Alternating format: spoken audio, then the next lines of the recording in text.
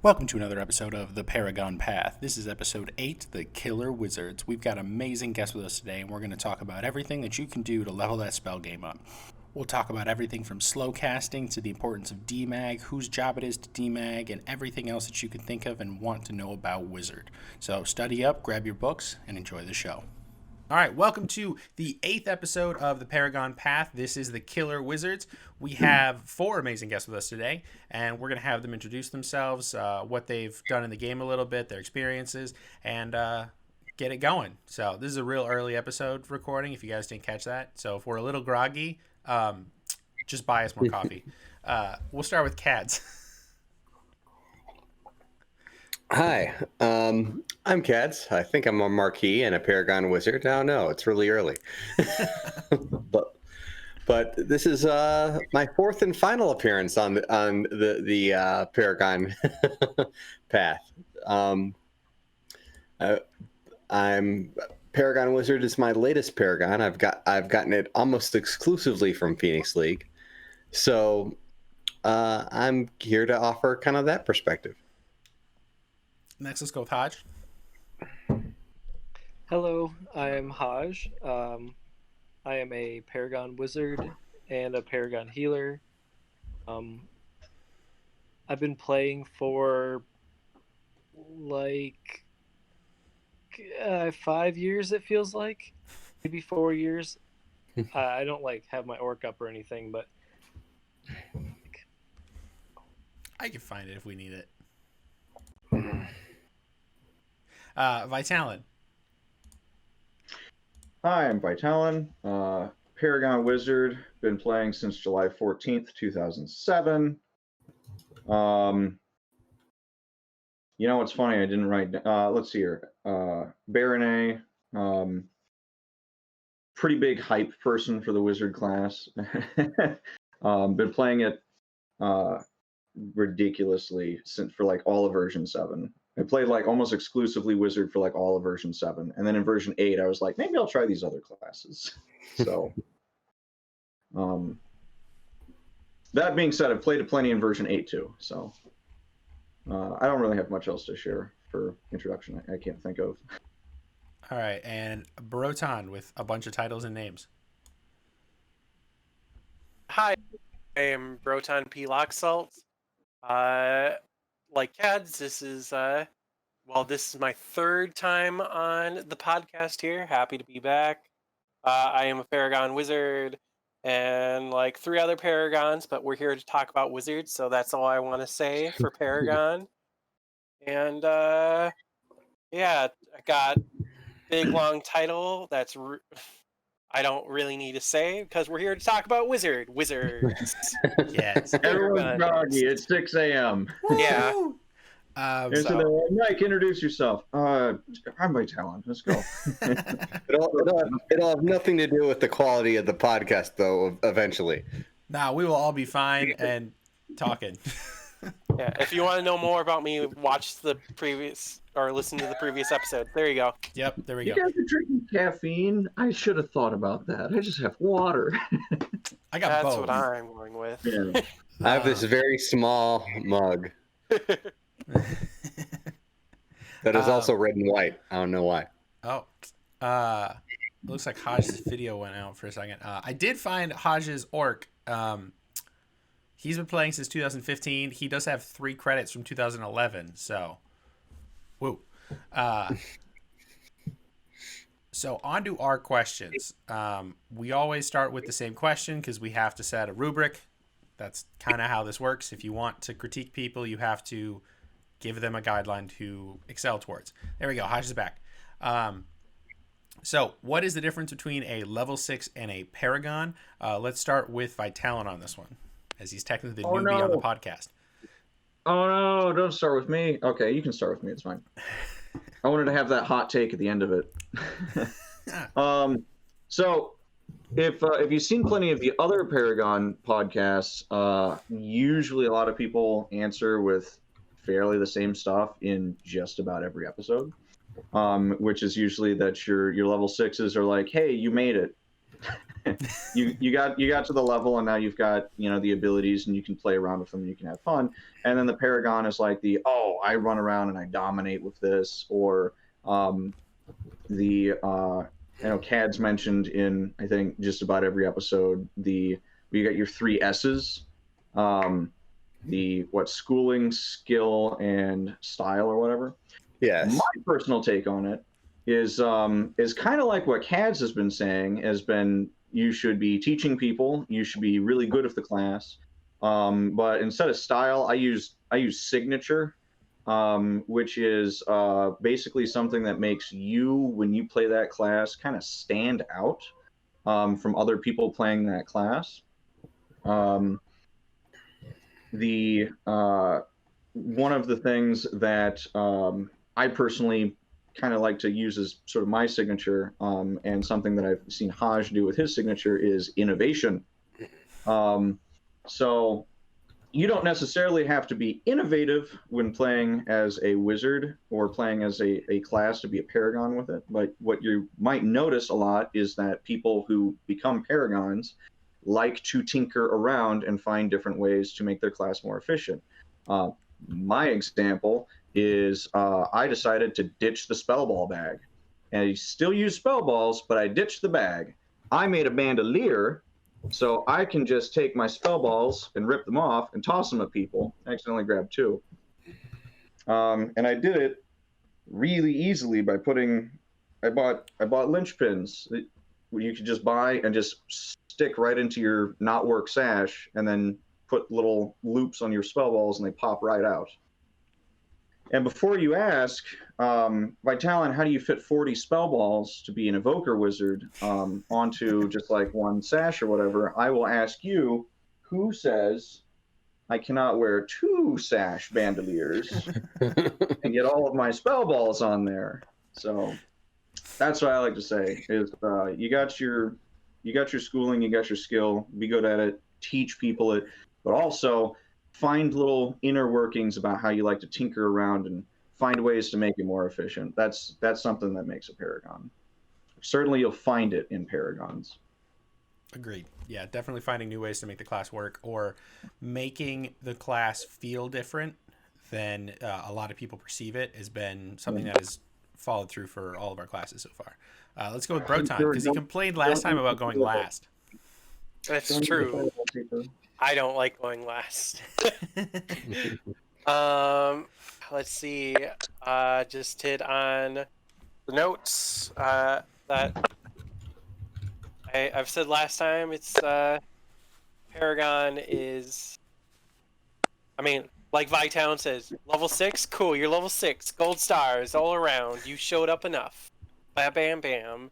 But a Paragon, it's like you have dedicated yourself to become like an elite unit, like in tabletop gaming, video games. You are the name unit.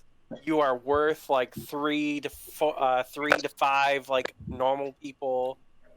You influence the battlefield around you. Especially, it's like here in Polaris, which everyone here got their Paragon Wizard from Polaris. High fives all around, everybody. High fives all around. But yeah, we hyper focus on battlefield like efficiency around here, and but also like Bytown was saying, it's like we do got to teach, we got to help improve those around us to make the skill level around us elevate with us. Because in my opinion, that's what a Paragon should be doing. If you're just out there kicking ass, taking names, awesome on you. But if you're not raising the skill level around you, you're just the kid kicking mud in other people's faces. So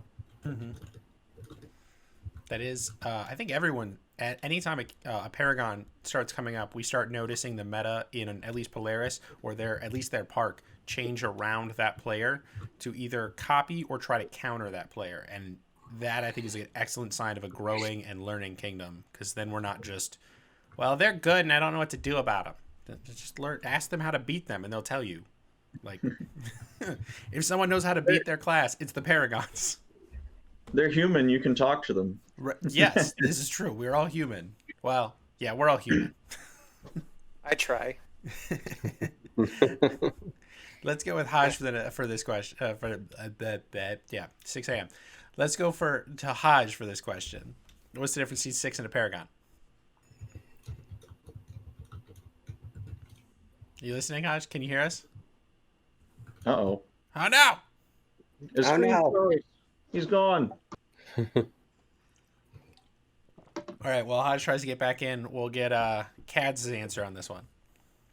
All right, so my answer is the same as it's been. When you hit level 6, your journey has just begun. It's like hitting max level in an MMORPG. You have a long road ahead of you. But since this is about Wizard, I'll add a little something specific to Wizard.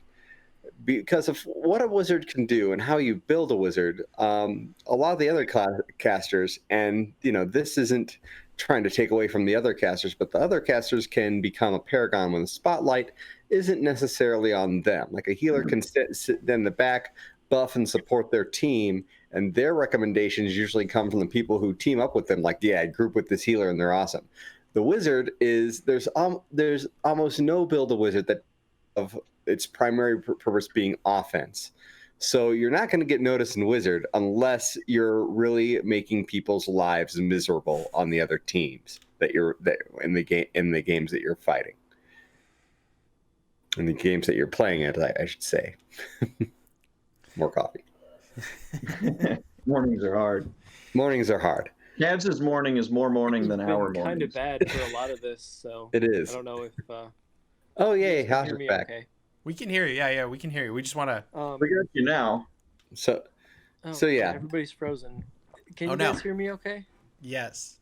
We Yes. can hear you. Yeah, you we can hear were you. frozen on our screens, but you're not now. Oh, I'm gone. No, you're there. We see you. Yeah. If you have to, there's probably a huge delay where Haj is concerned. yeah, if you have to turn the video off, Haj, it might speed up your audio and keep everything up to speed with us. I'm But you seeing froze audio. again. I'm seeing audio. I'm not hearing audio or anything. All right. So, Kaz, did you have any more on that? Yeah, I just wanted to echo what Vitalan said, that you should be looking to innovate. You should be looking at to see like, what could I do that plays to my personal strengths that other people have not done. Like maybe you pitched a lot when you were in high school for whatever reason. You can say, and you're like, I'm going to throw spell balls the way I've seen nobody else do. So, yeah, play to your strengths. Yeah. There's a couple people that have come to Polaris that have been either college or like semi-pro pitchers of some kind. I remember one of the wizards at a GAC was she played softball in college, and she was hitting people from 30 to 60 feet away while they were sprinting, like super hard, like without fail. I don't think she missed more than twice all game. Talking about Alicia? Yeah. Yeah. She's in my company. It's very hard to miss that level of skill with a ball if you're just like sprinting along and all of a sudden just it hits you like an arrow and you're like, I have a story about her if you would like me to indulge. Let's get Haj's answer first and then we'll go into that story. Okay. So Haj, difference Can you between a guys hear me Paragon okay? and a 6. You guys hear me okay? Yes. Good. Sorry, the internet seems like it's a little laggy, I guess. So a lot of things have been covered on previous episodes. I think what makes specific to Wizard, a Paragon versus the level 6 would be your casting speed. So if you can rattle off your spells really quick, if you're like, an automatic machine gun on those spells, and then if you can your targets or have multiple targets and finish one spell, like you're gonna bluff something at somebody, okay, they're moving back, like immediately you're gonna start casting on somebody else. Just go, like fast. That's kind of what I had for that one. Keeping up the speed. The things that set you apart, at least specifically for a wizard, because a lot of things, like we've talked about, can cover all the classes very well. Right. The wizards that got the wizard and the bard, I think, have to have the best audio, I don't know, flexibility and ability to continue speaking for long periods of time and at high speeds, because Were you guys able to understand me okay? I'm not sure yes. if my internet's working the best. You're a little like robotic-y, but not terrible.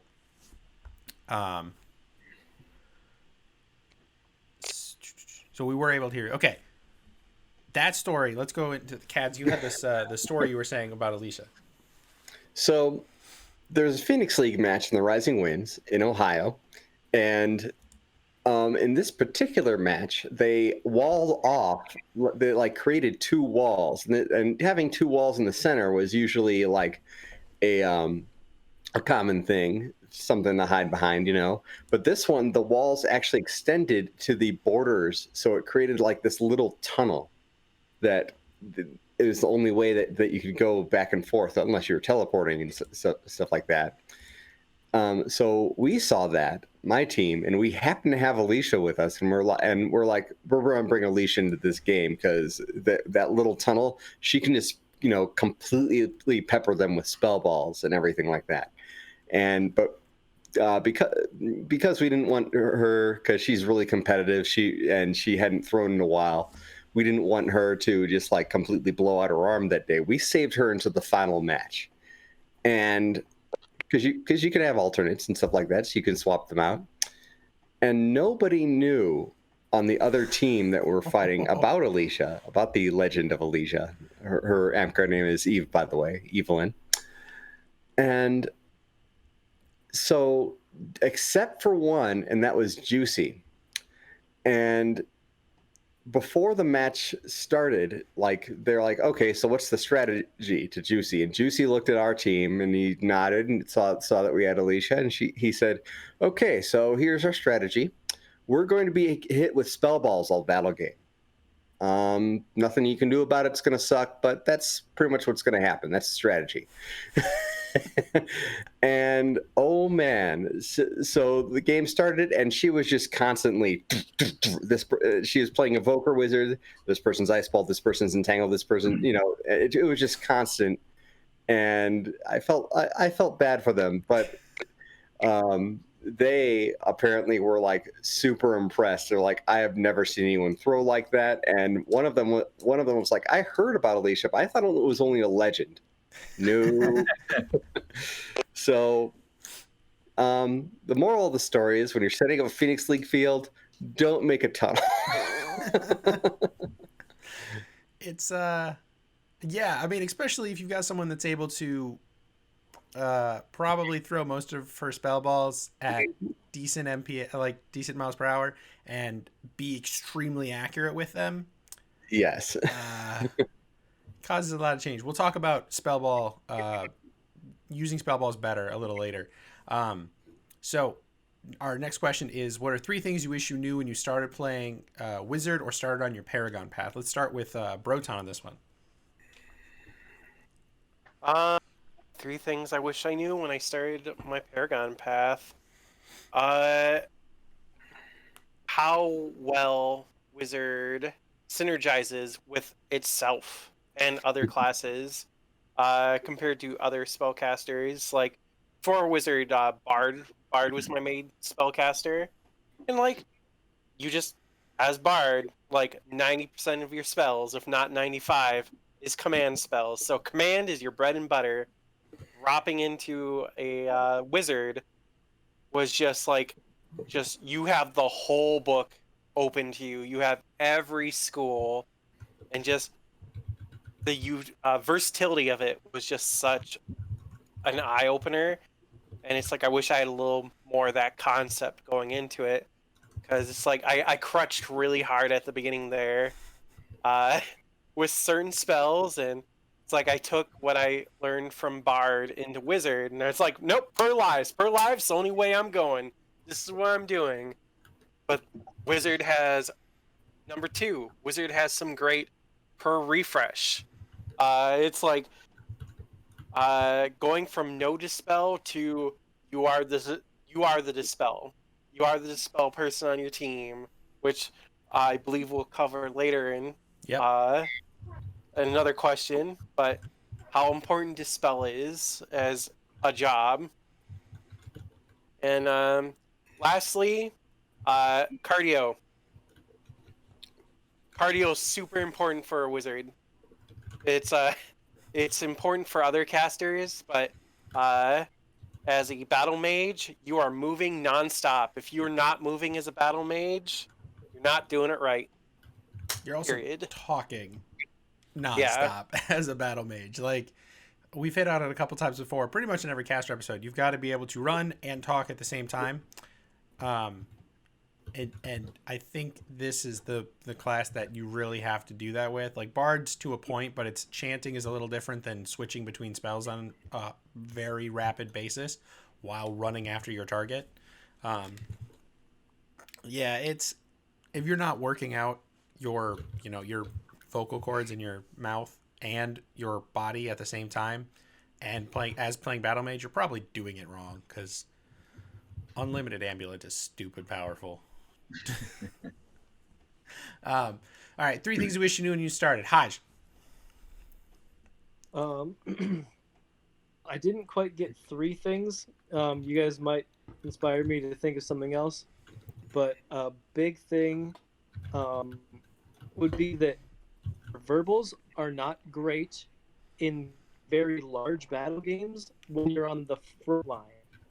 So they'd be fine when you're flanking or other things, but when you're on the front line, like the biggest teacher for me was at Bridge Wars, because that's basically like 2 front lines are clashing, and there's not much, else on the field besides that, and it's just really hard in all that motion to catch the verbals. And it doesn't mean that spell balls are necessarily the answer. I think the answer with that is just keep saying your verbals. Don't get discouraged and try to just do it again. Mm-hmm. Yeah, verbals get problematic at large fields. I just spaced out for a second. I lost my train of thought, exploded and got derailed. Were those your answers? I've almost finished my first cup. What was your answer for those, Hodge?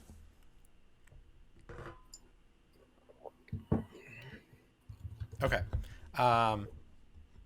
It's pretty much just verbals, not very good for the front line in very large battle games. Yeah.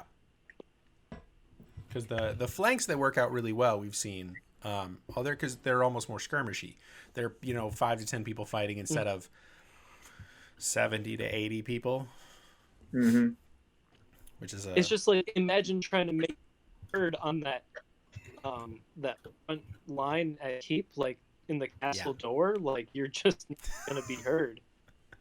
It's I straight up stopped situation playing Wizard I for those keep games just because of how unaudible I am.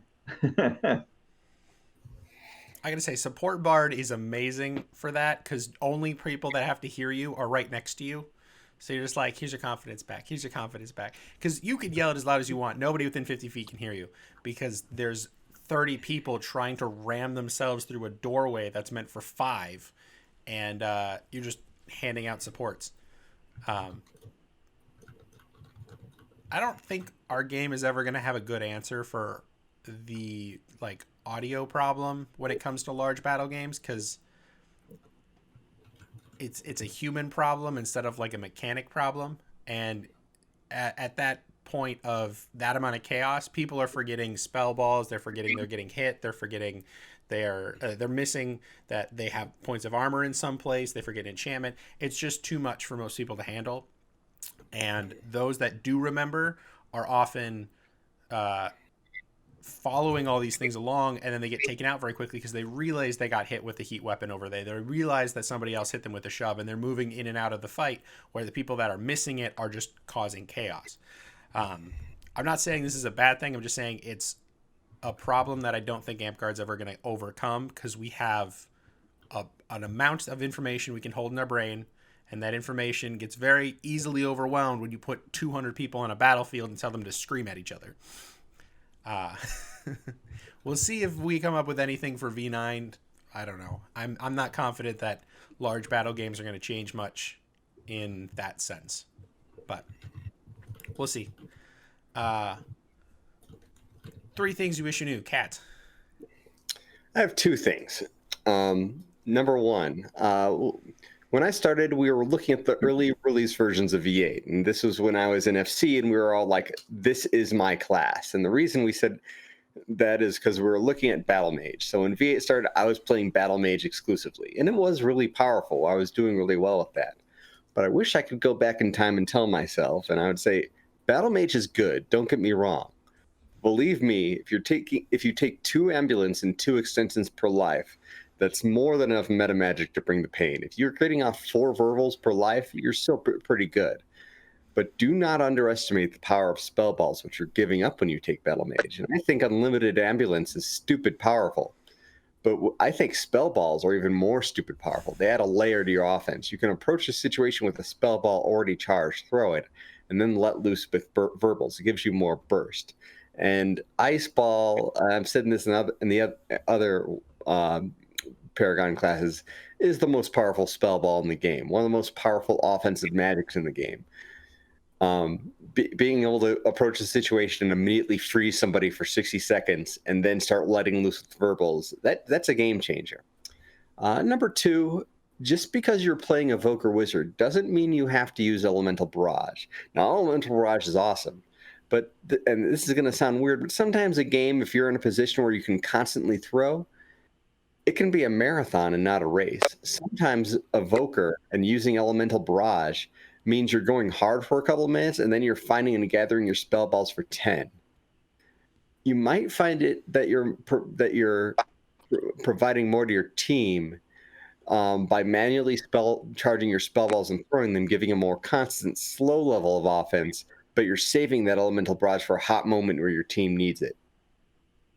So you're not saying don't take Elemental Barrage, but just don't always have it going, because there are uses to not have it. Absolutely. Like, don't get Evoker, don't play a Spellball Wizard and then don't take Elemental Barrage. That's silly. But don't think that you have to have it on at all times. You like in the last Bridge Wars that we were on, I took Elemental Barrage, and I was a huge threat to the other team, but I was mostly manually charging my spell balls. And I only popped Elemental Barrage a couple times when they broke through the line and I needed to bring the pain. Gotcha. Okay, so using it more like almost like a fight after death situation, where when the need arises, you pop it, you deal some damage, and then once you're out of spell balls, you go fix it up. Yeah, and one of the big advantages I had with not using Elemental Barrage was pretty much everyone on my team took ice balls. So there was constantly ice balls littering the ground that I could pick up and throw. So it made it so, whereas if I was using Elemental Barrage, I would throw my 6 ice balls, and then I'd be out of ice balls until I finished the Elemental Barrage. And like I said, I can't stress it enough, especially if you're fighting in a bridge, which is like a tunnel fight. Ice Ball is the most powerful spell ball. You want that to be what you almost exclusively throw. Yeah, Ice Ball's got literally stopping power ×2, basically. Mm-hmm. All right, 3 things. Vitalin. Actually, first of all, I dig what Cad said, because I think that also qualifies as a constructive, spicy take for the end segment of be an evoker, but don't be blasting spell balls every waking moment. Slow game. So I started in version 7. So a lot of the things that I wish I knew better about the wizard class in version 7 didn't necessarily translate. Not everything translated over once we started hitting version 8. So like something I wish I knew in version 7 was like the relative power of wounding and hold person, because those spells like came automatically ambulant. So you could just move and cast with them. And then like other things were there was no recharge mechanic in number 7, so like you wanted to make sure that you used your spells before you died. So you would have this incentive to cast with reckless abandon, just like get the spell off on somebody. If you get a spell off on somebody, you've debuffed them, and that's better than just like trying to hold back and not cast it and possibly waste it if you get taken out by a stray arrow. But some of the things that I have that translate into version 8, I think pretty well, is first of all, you are not playing your class alone. And by that, I don't actually necessarily mean the teamwork aspect that, you know, Amtgard battle games have, where it's the what are the ways that I can synergize my class of somebody else, or what are the ways that I can you know, excel at using my abilities or whatever. You're not playing your class alone because there's other people. Oh, no. This spell looks cool to me on the list.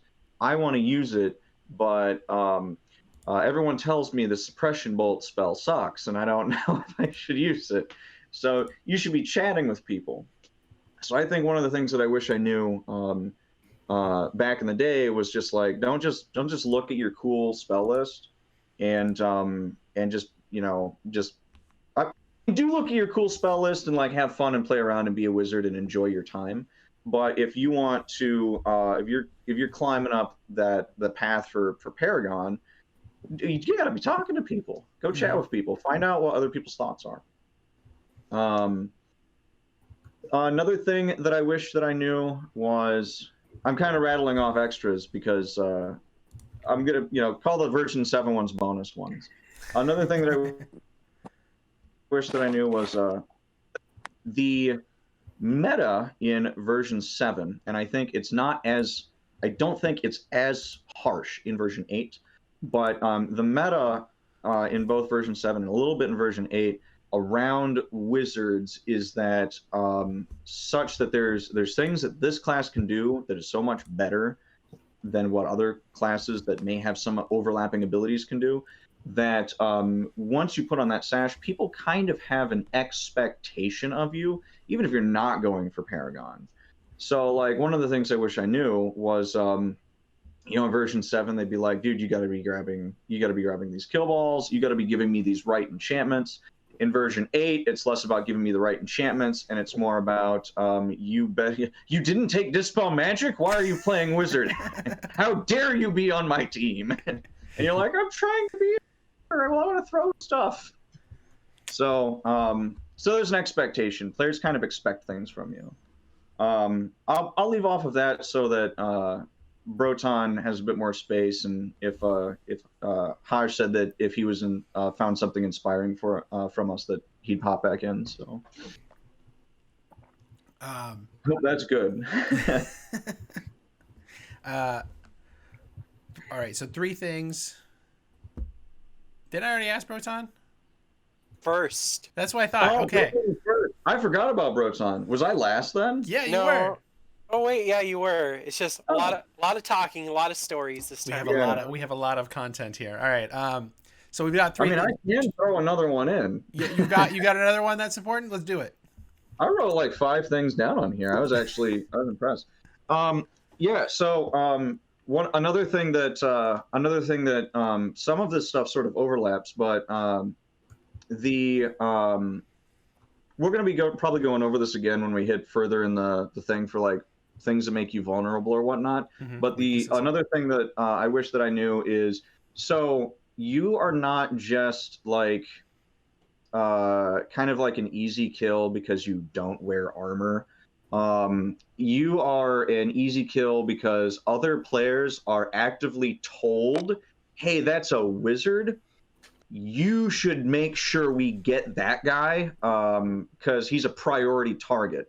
And that's like almost universally true. Like even if you're not even a good wizard, you go into like a raid or a big battle game and there's strangers on the field, not necessarily everybody knows each other, and they're looking over there and they go, I've never met that person in my life before. I have no idea how well they play, but they're wearing yellow sash, and I know that we can make a difference. if we kill the person wearing a yellow sash. So they go around and they find their archers and they find their monks and they find anybody who's got like a throwing weapon. And they're like, hey, you want to do me a favor? I want you to prioritize that guy. So that's one of the other things that I wish that I knew is like, I'm not just vulnerable because like I'm a spellcaster and I only get certain equipment limitations. I'm also vulnerable because people are told they need to get me. Yeah. So. Yeah, Can I say something in response to what Vitalin just said? Because this Please. is important. Oh, yeah. Okay, so what Vitalin just said about people going after the wizard is absolutely important. And I'm going to quote one of my favorite wizards in lore and in books, and that's Harry Dresden. Yeah. Sometimes when you have multiple problems, you actually have multiple solutions, meaning you can turn the problems against each other. And the problem of everybody going after you, you can totally use as your advantage. And I'll tell you, my favorite enchantment to take as wizard is actually no enchantment. I want myself to look like a big, juicy target. I want people to come after me, because if people are going after me, they're ignoring the rest of my team. So as a wizard, I always take 2 swifts and 2 teleports, and I try to get people to come after me. And when they do, I get them out of position. Because wizard does have a bunch of, I'll call them indirect defensive abilities. You can ice ball yourself. You can make it you can swift teleport. You can make it so you can't get hit. Not necessarily armor, but wizard has a lot of ways to basically get out of bad situations. So combine that with the fact that everyone's coming after you, and you already have a recipe to get the other team in a really huge disadvantage. Yeah. It's interesting how this is one of the problems that I think a lot of amp guarders have, is that they don't prioritize different targets, and then they don't prioritize what going after that person does to the field. Like the warrior when we talked about it, the healer when we talked about it, this one we're talking about it, getting people out of position and then punishing them for it is a huge thing that Paragons understand and know how to utilize. And if you're not going for Paragon, you might not realize that that's literally something you can do. Our game is not just about our mechanics, but about the strategy and tactics you apply to our battlefields. And that's really what makes a good Paragon. A lot of Paragons, I think everyone besides me on this panel has more than one Paragon, right? Or Vitalin, you've got Wizard right now? Only wizard. I'm trying to get every spellcaster. Me too, and I have one left. Yeah. So, but I know that all of us are going for additional Paragons as well in this case. It's a lot of that comes from we understand the game, and you can take most of the information from any class and just kind of push it to the next class, and a lot of it still fits and works. So going after one Paragon will inevitably get you to multiple Paragons if you learn how to branch off into those little sections. It's really important to learn about more than just our game and learn about tactics and strategy, because they make a huge difference. With that, what are common mistakes to avoid? Let's start with Haj. Haj, can you hear us still? Yeah. Can you guys see me? We can't see you, but we can hear you. Okay. I just every time I have the video up, everything seems to kind of crash. You can turn the video off then. I've got the screen set up so we can just see everyone who's talking. So like your little icon will show up anyways. And after editing the video, Merrick can probably just like Photoshop like your best pictures, like your good side in like every frame. Put it right over the spot. Don't make more work That for would me, be God. wonderful. No, for listening purposes too. Like when I'm listening, I don't.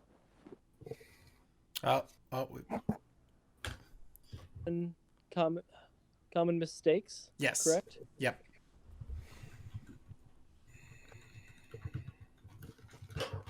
Oh, he froze. There we go.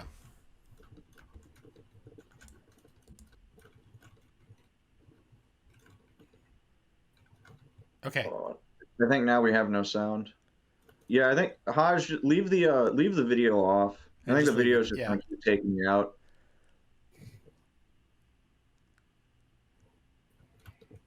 Okay. Haj, are you still with us, or did you disconnect again? The DCs. For being the best, Discord really is the worst. It's a quote Aiden from the Archer episode. All right. While Haj reconnects with us, let's start with Kaz. What are some common mistakes you see? Avoid being selfish. Amtgard is a team game. And yes, 95% of your spells are offensive. So you're going to look at that and be like, okay, I'm going to cowboy and just go and do my own thing. But you know what you also have? You have mend. You have release. And you're actually better at mending things than healers are. And you're probably going to take release and mend for selfish purposes. What if my weapon gets destroyed? What if I get stopped and I need to release myself? Mm-hmm. But those things can also be cast on your team members. And I take release at least one or two releases per life that can be swifted. And I always take swift.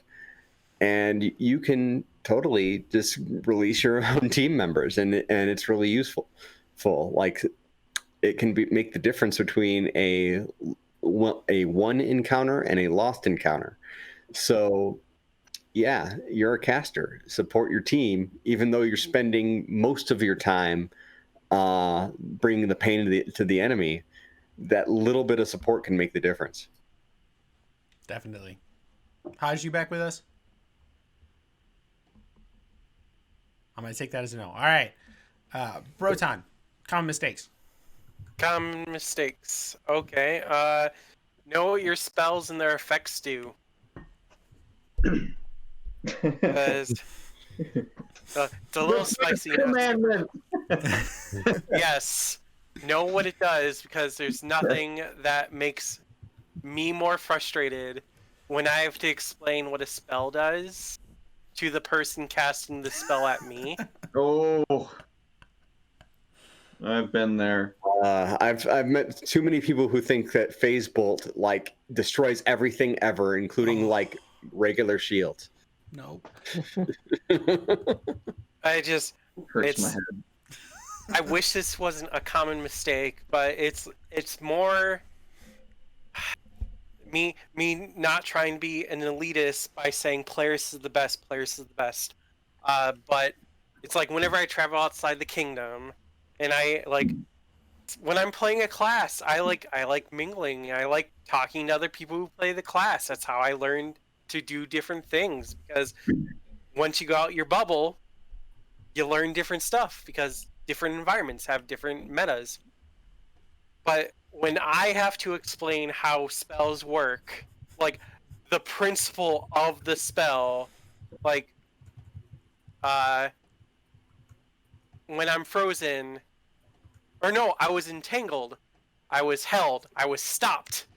Someone cast Shatter on me, and I was like, cool using that spell. And he's like, you're dead. And I'm like, no, I'm not. And then it became him yelling at me as I walk up to him, pull out a rule book, and explain what the spell does. How dare you cheat by playing by the rules? Oh, then he called over Reeve because I moved, especially because I was dead. I want you off the field. Yeah. Oh my god. Tried to get me thrown off the field. So know your abilities, or know your spells, know the effects. As a wizard, you have access to every status effect in the goddamn game. Know what they do. And every offensive school. Yes. All right. There's other mistakes, but there's two other people need to talk. I mean, I can ramble on, but that's my biggest pet peeve. The mistake I see. Know thyself. Yes, know thy abilities. I will make a tablet that says that, and I'll just make that your spell book. Oh my god! No, I don't need to walk out with 10 commandments. No. You just make a book, and then you put the 10 commandments of wizard, and then you write them down the front of it, and that's your commandment book, and you write your spells. My commandment is, my book would just be get good, be good. Any more common mistakes, Broton?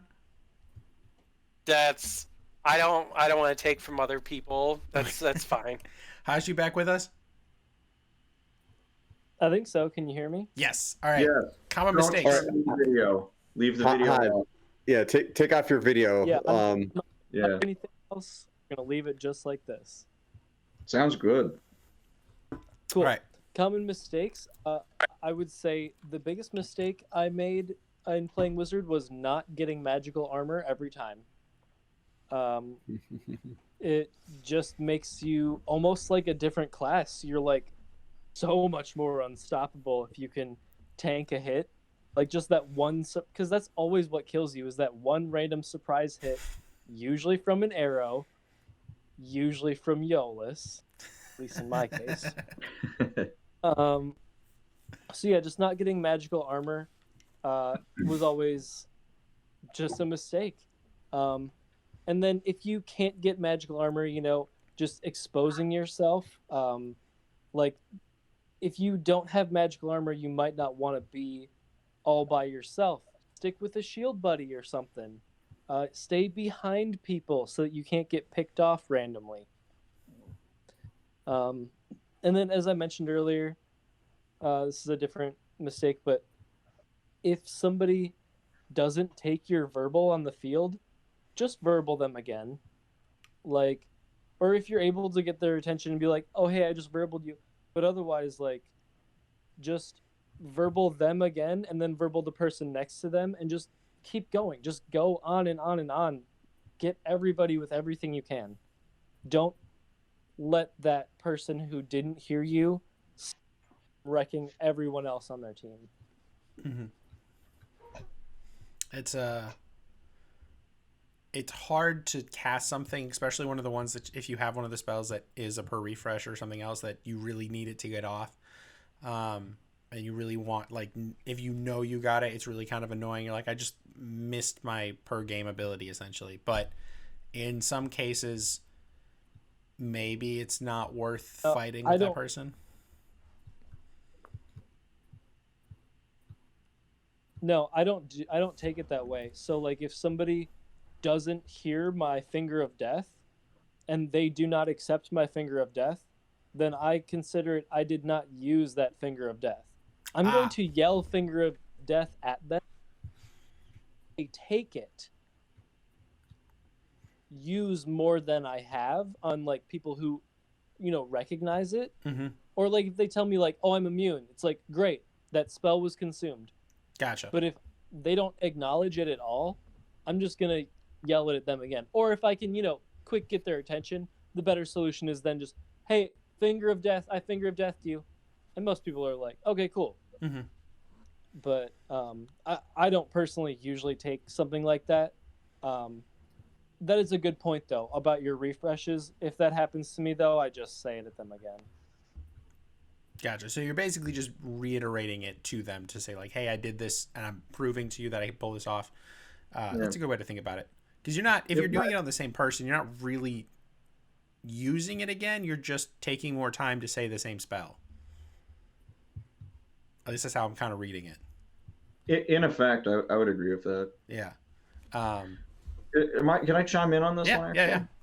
Yeah. So the waters between whether or not making sure that somebody else takes your spell and whether or not you've used your spell appropriately and whatnot can get kind of muddy.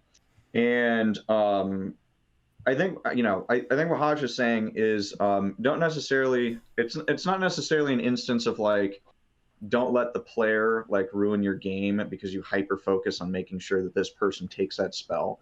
But what I think Hodge, what you're saying is that this battle game is running for a certain amount of time, and you can be more efficient with your time if instead of getting hyper focused on making sure that somebody took your spell, you can shotgun it.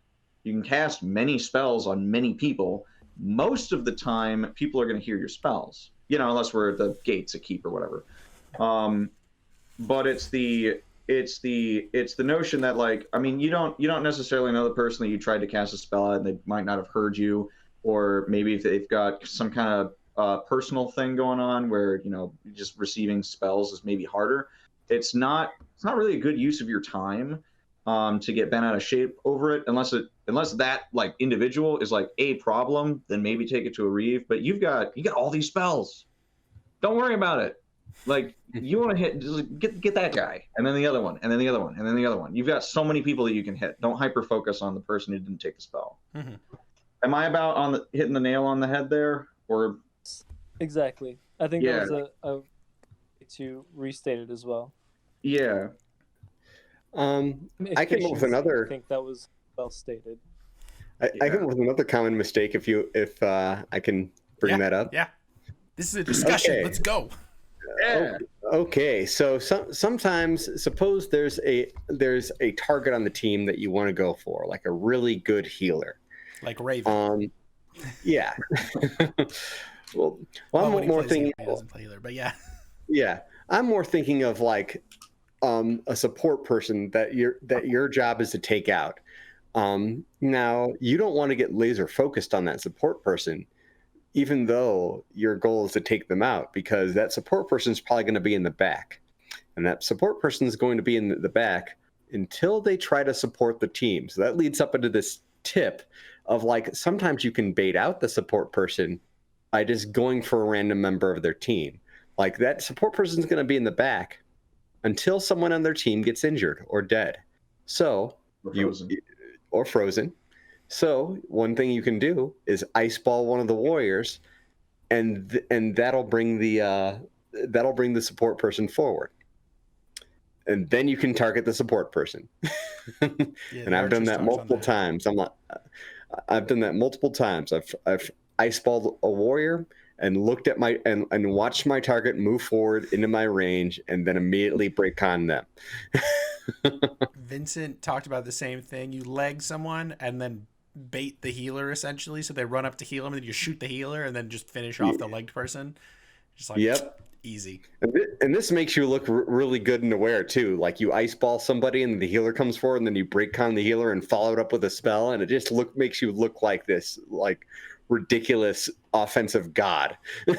But that all comes back to the tactics and the strategy. You understand that there is a push and pull and what the roles on the field are. So if you see someone that is support and you make sure that they come to the front so you can target them, it's a bait. You're Batman at that point. Batman. It works. Strategy, tactics, read Art of War, and the other like 60 books that help you learn strategy and tactics. I don't know them all. Mm-hmm. But they help so much in every class. Like, even if you're playing a full support, understanding the way the battlefield's moving, it's so much easier to like help people move around the field and keep your team up and running when you know what is going to happen, or kind of what's going to happen, because now you're not just like, well, the flank's falling, I don't know what to do. You now are like, nope, flank's falling, we'll pull these 3 defense, go over there, blah blah. Learn tactics. I got lost. Who hasn't talked about common mistakes? I think it's me and Broton. Okay. No, Broton was the first one again, wasn't he? There was know your spells. It was the first commandment. Yeah, well, Haj was first. Haj was disconnecting, then me. But yes. Okay, so Vitalis. That might just be me. Yeah. So common mistakes to avoid. There is, so in a less general sense and more of like a very specific notion, you've got just some spells in your spell list that are pretty close to each other. And sometimes you can mix them up. So, for instance, I know that there's a lot of the times, I don't want to say whether or not it's, newer wizards or, whatever wizards. Some people just kind of, it can happen to anybody. Sometimes you kind of are casting like a flame spell, and you're not sure if you should mention the element of flame or just flame. So like pyrotechnics and heat weapons, sometimes you can kind of like spin those onto each other. So try and like get that down and like remember which one gets the element. Uh, Pro tip: the big powerful one, 5th level, you get the whole element. But that's not the only two. Like those ones are the ones that people hit the most because those spells are popular. And the other one is this usually has less of a problem, but planar grounding and dimensional rift can both kind of get flip-flopped with each other because dimensional rift most people like to grab because everybody loves to put somebody in a state and then immediately kill that person in that state. So you see a lot of dimensional rift, which is the power of the ether consumes thee. But planar grounding, which is like the training wheels version of dimensional rift, you get 2 levels earlier, is my power closes the ether to you. So like we're both invoking the power and we're both talking about the ether, and we're both like involving an insubstantial spell, and it's a per refresh spell, and it's a sorcery school. And so that one's kind of easy to be like, sometimes you kind of forget, it's like, am I closing the ether to somebody or am I consuming them in the ether? So that's a little tiny one. I wrote that down like in 5 seconds last night because that's what I remembered. There's very well could be more on your list. So like try to watch out for those. That reminds me. Yeah. Suppose your team's fighting another team, and you corner the assassin, and the assassin shadow steps, meaning that they're in an insubstantial can't move state. You can completely break that assassin's morale by walking up to that assassin, if you have the abilities, and repeat after me. Ready? Swift, the power of the ether consumes thee, steal life, dimensional rift. It is one of the most hilarious things. You get what you use in that is a swift and a steal life, and they're dead. You get the dimensional rift back, and yeah, it's the Shang Tsung soul steal fatality. You also you use the swift, the steal life, the dimensional rift. You also use your cruelty muscles. I mean, so the downfall of that, well, that's not really a downfall. You can still do it with a blinking assassin as well. If they've run out of their blinks and teleports and everything like that, and they're down to just their shadow step. Blinking assassins can move, so you won't be able to. Yeah, you can't use swift on blinking assassins. They can move. No, you can't do the swift, but you run around. I mean, if you're on a Phoenix League field, it's not that big. You can probably catch them before they get out of range, especially if you corner them or something like that. Yeah. Yeah. Just steal it. Swift. Are you talking about trying to touch range spell somebody who can run away from you? No. Just using the full dimensional rift. Oh. Not swifting it, but just using the same thing. If you've gotten that assassin down past their blinks and their teleports, and they're now just down to their shadow steps, then the swift is probably your best answer because it's just you're done. Honestly, if they're blinked, like, I'm just gonna stand next to you for as long as I can. Like, if you and I can work in the same range, then you can't work at all. Right. Going back to the first question on the list, what makes the difference between a level 6 and a Paragon is a Paragon doesn't just know their stuff, they know everyone else's stuff too. Yeah. You're using Blink, I don't need a spell to deal with you, I'm just stand next to you. Oh, absolutely. And I'll kind of say that like one of the big advantages of Wizard is like Proton said, your school you have every state available in the game, and this is useful when, say, fighting bards who are using Song of Freedom, who are immune to certain states. But you also have every school imaginable. You have death, you have sorcery, you have command, you have flame, you have lightning bolt. It's a flame stop effect. It works on barbarians. And given that, there's almost nothing in the game that can stand against you. You have something offensive against everything, including a warrior with pro magic. It's going to take a few steps. You have to dispel that pro magic, and then you can hit them with something. Monks, you can hit them with heat weapon. So, like, one of the things that we discuss as a weakness to bards is the paladin, because they're immune to command and death. like they're immune to your terror, they're immune to all your command spells, and that sucks. Wizard, oh, lightning bolt, or icy blast. You have a versatile offense. That's probably one of your main advantages to wizards. So don't neglect that. Just look at every person on the field when you're in a game. You can be like, I can eventually affect that person. Mm-hmm. I mean, until you take warlock. Until you take warlock. Very true. Yeah. Warlock in my opinion is a meme spec. It's fun, but it's common not. Mistakes to avoid warlock as a whole. I mean, if you take warlock, anti-paladin literally ignores you. They don't care. Yeah. Don't get me wrong. Half of you, unless they pro-mag themselves, and they ignore all of you, and you can't dispel them. You can't take it. Yeah. Don't get me wrong, Warlock's a lot of fun, but like I said, it's more of a meme spec than an effective spec. It's very, very, very, very I mean, it literally takes your school range from everything besides protection to 2. Don't get me wrong, 8 fingers of death and 4 steel life essences four steel life essences per life. That's pretty cool. Yeah, but you get what 4 finger to death without warlock, and then still have a DMAG 6 and then still have a DMAG. Like, yeah.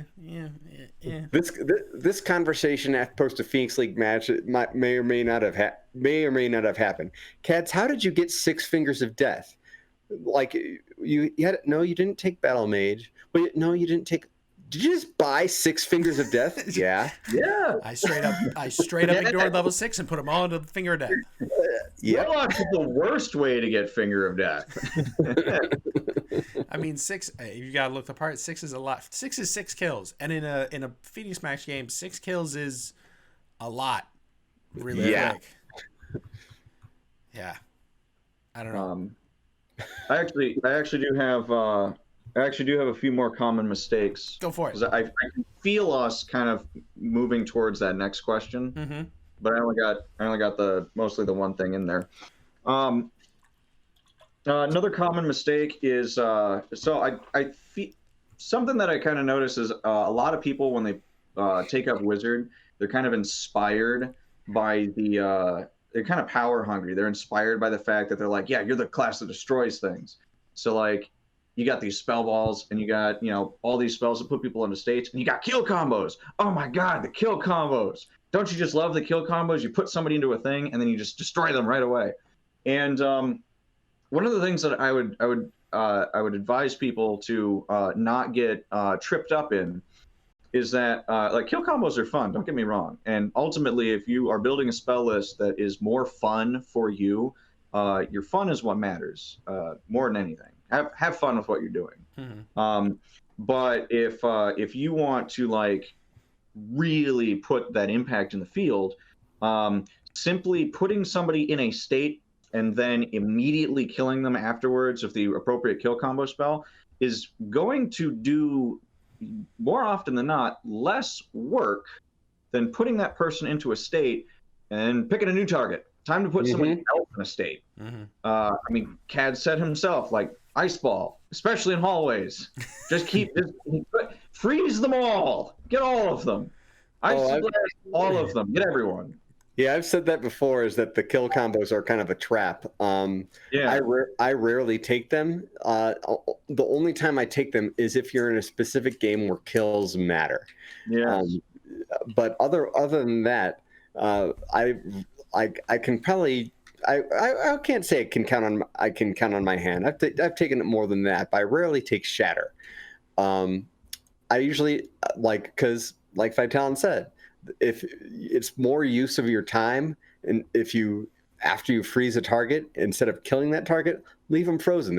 If you get them with an ice ball, they're frozen for 60 seconds. That's often a fate. Unfortunately, for a lot of our game designers, that's often a fate worse than death. And if they don't want to be frozen for 60 seconds, they'll take the death anyways. Yeah. Mm-hmm. You already killed them. You have the spells. Yeah. So use your time and your resources to free someone else. Right. I mean, it's a flaw in our game design culture at the moment that we don't modify CC to match or be lesser than death at the moment, because In some games. yes, in some games, not every game, but in some games. Some people think that you can't. Right. That's something. That's something I think we can help with. Is if you're not super relevant to the Paragon Path episode, but like if you're a game designer, you design the game. Don't ruin the game for people. But if your game doesn't work, unless you say like, hey, the death count is really really low, so crowd control effects now have the exact same or even more impact than dying. Then like there's people who say, well, that's bad game design, but there's people who are like, no, we like to be able to have our players keep playing, so we have the death count low. Well, you might notice that some classes are way better because they've got way more access to crowd control spells than just like instant kill effects. So then suddenly you're skewing the power level of these classes just by having a low death count. If you're a game designer, you can just say like, oh, dude, spell balls half count. They're only 30 seconds this game. And most of the time people won't complain about it because 30 seconds is still good. You know, it gets a little murky if you decide to say like, hey, we're like half counting or reducing by 10 seconds like the verbals, because then people are like, hold on now. I don't know if I want to spend spell points on something for this, but I mean, you can play around with that. People, you know, people will find what works for their parks or what works for their games or their comfort zone and whatnot. And sometimes people will be like, look, if I don't like spending my spells on these spells or whatever, if you're a wizard, there's plenty of other spells. So yeah, that's game a design cultural thing. tangent. Yeah. Any other common mistakes to avoid, Vitalin? I got more, but in the interest of our other questions, I'm ready to move on. I can weave some of those ones in later. All right. So, where does wizard fit on the battlefield? Roles, positioning, meta? Does it change with size of field at all? Like we saw with barbarian, that changing the size of the field didn't change their placement very much. It still kind of stayed the same, but with healer, it drastically changed. Does that happen with wizard? Let's start with Kaz. Yes, I would say it does. It does change. It actually kind of changes what their optimal build is. I would say, like, suppose you're fighting it, like I said, in a tunnel. You almost always want to take lots of spell balls, even if you don't take Evoker. Like I said before, you know, you might not necessarily want to keep the Elemental Barrage up, but you do want to take a lot of magic balls. And as it's been pointed out, the bigger the field gets, and I'll just say the more chaotic the field gets. It could be a small field, but it has a ton of people, like 10 people, compacted in an area. The less powerful verbals get, and the more you kind of have to rely on your magic balls. But and as the field gets bigger, and as you can get into more small team skirmishes, the more powerful your verbals get. And there's also the fact that, you know, wizards don't have shields and they don't have a lot of protective stuff. So the smaller field gets, the less they can run around a lot and avoid things that way. So you kind of, the more compact, you know, the players on your team are versus the players on the other team, the more you want to stay with your team and hide behind the warrior instead of going out cowboying and trying to lure people to you. Because there's just not a lot of room to move. So, yeah, I would say the role of the wizard changes drastically when it comes to the field. It's a lot like healer. Cool. Haj, same question. Well, yes, it does change depending on the size of the field. But I feel like it doesn't have to. And that's something that's kind of that I like about it. Whereas I feel like with healer, there's a lot more pressure. Like you can or you can't play certain types of healer due to the size of the game. But with wizard, I mean, you can still do this. So I usually like to play battle mage, and you can play battle mage on a small or a large game.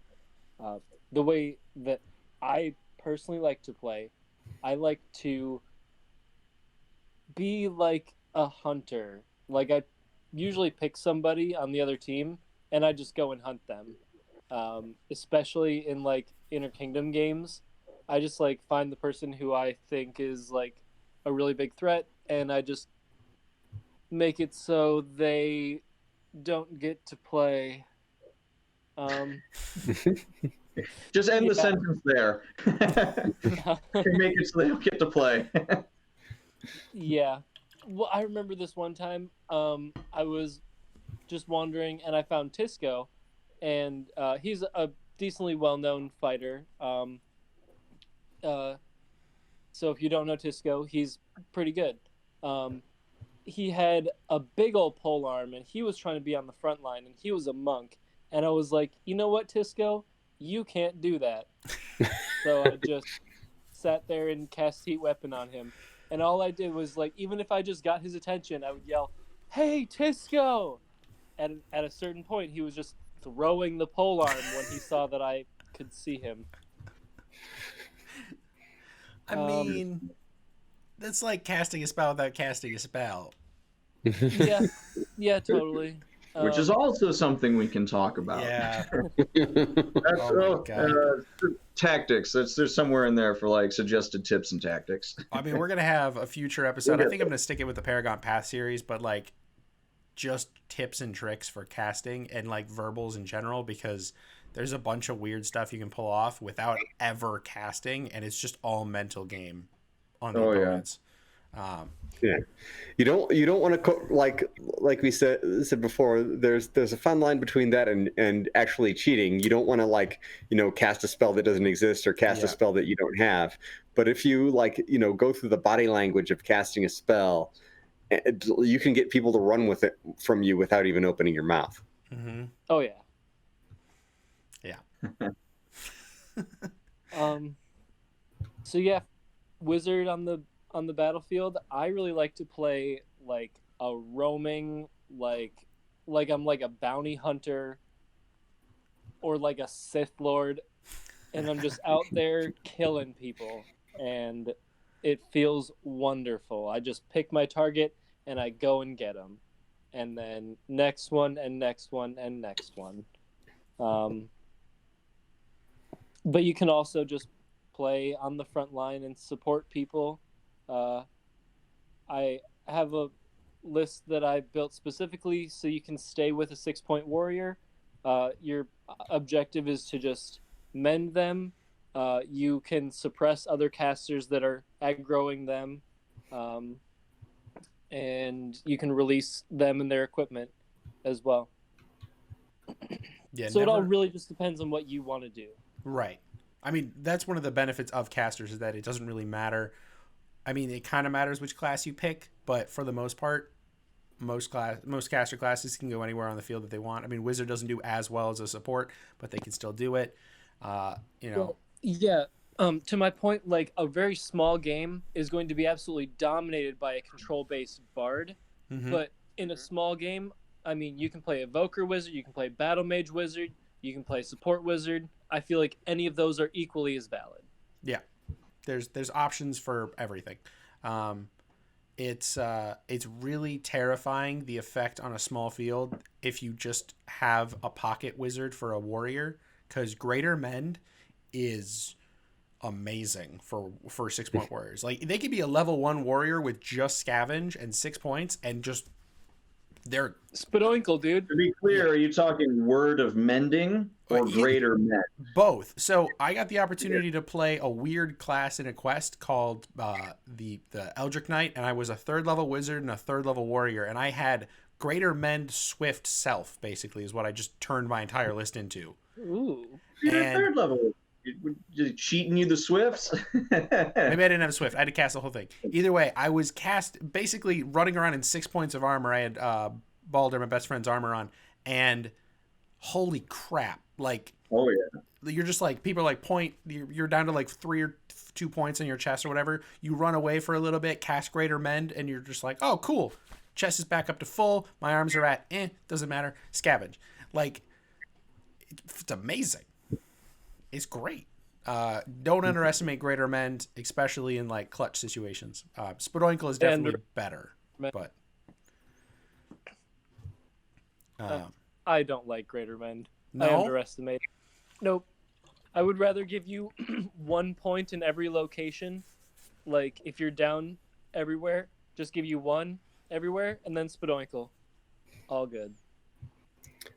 I can say from experience that when I'm playing Combat Bard with men's, that if I have, have 2 points of armor and 5 men's, that means I have 7 points of armor in a location.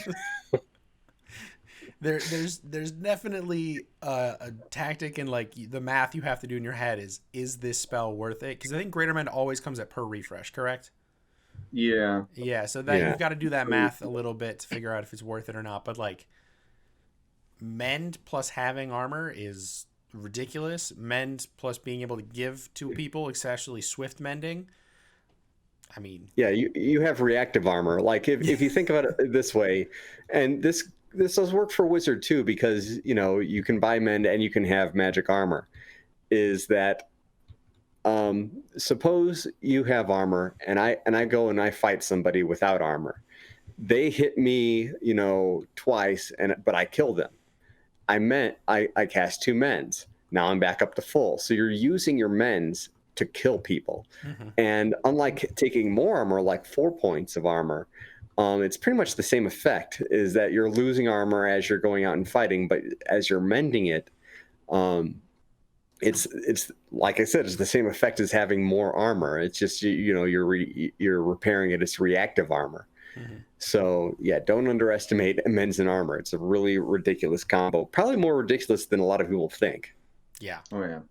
I mean, I've definitely played warrior with magic armor. Actually, I don't think it is more ridiculous than most people think, because most people actually think that most people realize how good like magic armor is. Yeah, This is true. Is actually, I don't know if here is the best place to say it or later in the segment, but actually I think the reason why Greater Mend is not as popular, or that Merrick is saying don't underestimate Greater Mend, is that our meta is largely dominated by magic armor as opposed to regular armor. And you might be thinking to yourself that, well, what's that? You fix them just the same. Why would there be a difference between physical and magic armor?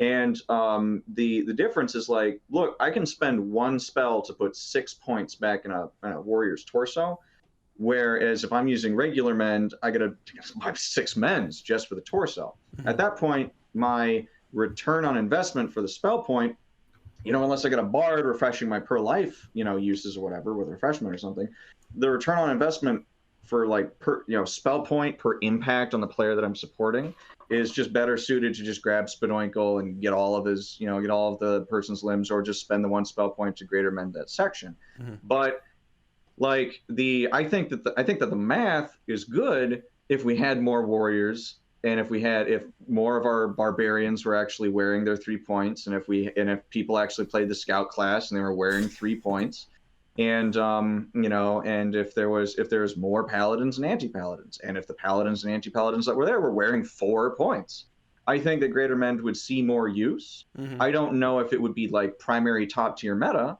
but right now you only have like 2 points of armor, so sometimes just putting 1 mend on 1 torso point is just good. Yeah. You don't want to waste a whole per refresh just to get 2 points back right here. Yeah. So I mean, it's definitely something to think about, is the math behind how much you're actually getting out of it. Like for the weird Eldritch Knight class I was playing, it made a lot of sense. I think I technically only had 5 points, but at 5 points, single location, all back up, that's a nice investment. But for a 2-pointer, So I refute Kads's point. People do know how ridiculous magic armor is. They know exactly how ridiculous they are. They may not consciously know. Yeah. But yeah, if you think about it, mends plus armor means that the only way you can actually die is if you get overwhelmed and a bunch of people beat you. So the more aware that you are, and the more versed in combat tactics you are, so that you can get, and wizard and bard are both very good at at singling out people. Oh, I did it again. So you're less apt to get overwhelmed as playing a CC class. Yes. You good, Merrick? Yeah, I got scared. We lost the hope. yeah, my Discord is not cooperating. If he disconnects, just keep talking. He has a different audio recorder. We learned this last Okay, week. cool. Perfect. So hold on. Pause what you're saying until I get back in. No, just keep going. It's Merrick's fault for not being here. I need a better computer. I'm working on that. That's right. You're pressuring me to get a better computer. All right, I've got things. Hey, you pressure me to get a camera. Cameras are cheaper. Well, okay, some video cameras are cheaper than new computers. I don't know. I lost my train of thought. Okay. The door. Where the wizard fits on the battlefield, Broton. Oh, okay, my turn? Yes. Cool. All right. Where does the wizard fit on the battlefield? Role, position, meta. Size of the battlefield. Does it change it? No. I personally think wizard is so versatile in what wizard can do, like the majority of spellcasters. But wizard, you can fill the majority of roles wherever your team needs you. Does your team need you to go shit on someone? Boom, you can go do that. It's like there's that one warrior on their team. That's your job. Make sure that warrior does not want to play. Oh God. Cool. You need to come out there as a Gatling gun and just like fire off like 20 spells within like 2 minutes. Cool. You can do that. There's a lot of spellcasters on the other team. Cool. You are the Break Con and Dispel Magic King. It's like you could do whatever it is, and it from the small park field. Cool, you can do that. Big kingdom battles. Cool, you can do that there too. It's just varies on how many people are on the field, to be honest. So, I mean, it's roles. Yeah, like cover the roles, positioning. I mean, I like to play a flanking wizard because I love throwing spells from the side. I mean, gotta throw that shade somehow. So. Yeah, metas. Since this isn't anywhere other ones. Yeah, meta. Great Con's all day. That is my shotgun spell right there. I mean, not really, because wounding is my shotgun spell. But there's nothing like, especially like a bard or someone who else is out there who's trying to rattle stuff out, or someone's healing. You don't want them to heal. You break their concentration. Nothing's demoralizing. Like someone's like, I'm going to sneak up here and heal this person, and you just shut them down. At GAC one year, I was fighting a warrior, and a scout was trying to come up and heal them because I blew off the warrior's leg because I didn't want to deal with 6-point armor warrior. So I just wounded him, and the scout came over, so I cut off her leg. So she had to choose between healing herself or the warrior, and every time she started to decide, I broke Con, then I would shove her away. And I'm like, nope, this is how the field's going today, guys. I mean, break con per life is, or not, is it? It's good. Yeah, it's like the fact that Bard gets it per refresh, and then Wizard turns around and is like, oh, you only have 6 of those total? Oh, that's cute. And then just like keeps shooting them off every 30 seconds because they have essentially infinite of them because they're per life. Yeah. Oh yeah, like my first Phoenix League build for Wizard had 5 break cons. I've shortened the amount of them, but it's still a core spell in my arsenal. It's 10 seconds. It's per life. It's the fastest in can I think in our game possible. Besides, like Swift Force Bolt, technically, I guess would be faster, but that's about it. Yeah. Are we looking spells or abilities? Because I know that tracking is pretty high up there, but Steal Life is 2 syllables. It's true. It's just such a quick. If you want to get into the weeds, but it's just a fast spell. It's the fastest ranged verbal. Like, yeah. I mean, it's 10 seconds. 10 seconds not very long, but it doesn't have to be very long. It's literally just stop talking. Very long not to cast. 10 seconds is if you're in combat and a team is rushing you down, 10 yeah. seconds is an eternity. Yes. It's a nightmare. Yep. Well, that and a lot of people don't know what 10-second is. No. Mhm. We have a There's terrible. so Even many worse when you times think I've 10 cast that on seconds is people, 12 seconds. and it's like I'm counting in my head because that's what you do. Mm-hmm. Because I have my next one ready in the chamber, and I'm just like, it's been 20 seconds. Why aren't they doing anything? I don't know. People, we got to get better at counting seconds. Because it's either A, way too long, like Barbarian will have like a 14-second fight after death, or they'll run through it in 3 seconds because they're just yelling speed counting to 7. Like, Both cases are bad. yeah.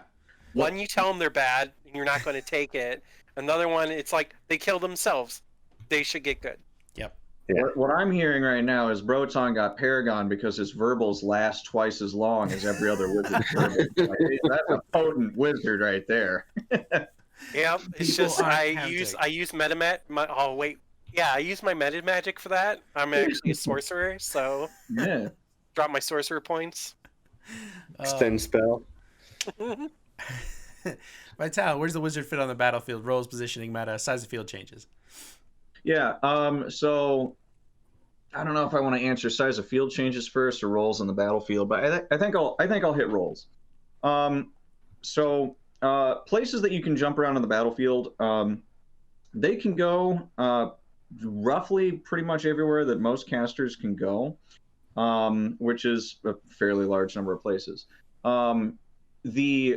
Typically my favorite place to be as a caster is I like to be in the like main bulk force where your front lines are and whatnot. I like to be like the second or third row in, so that I have a whole lot of bodies of my friends to keep me safe from random stuff that's thrown, and maybe people won't see me to cast magic at me if I can just kind of sort of blend in with my people or whatever.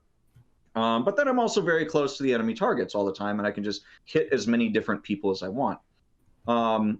Technically, support wizards are not as common, but we've established wizard has better mends than healer.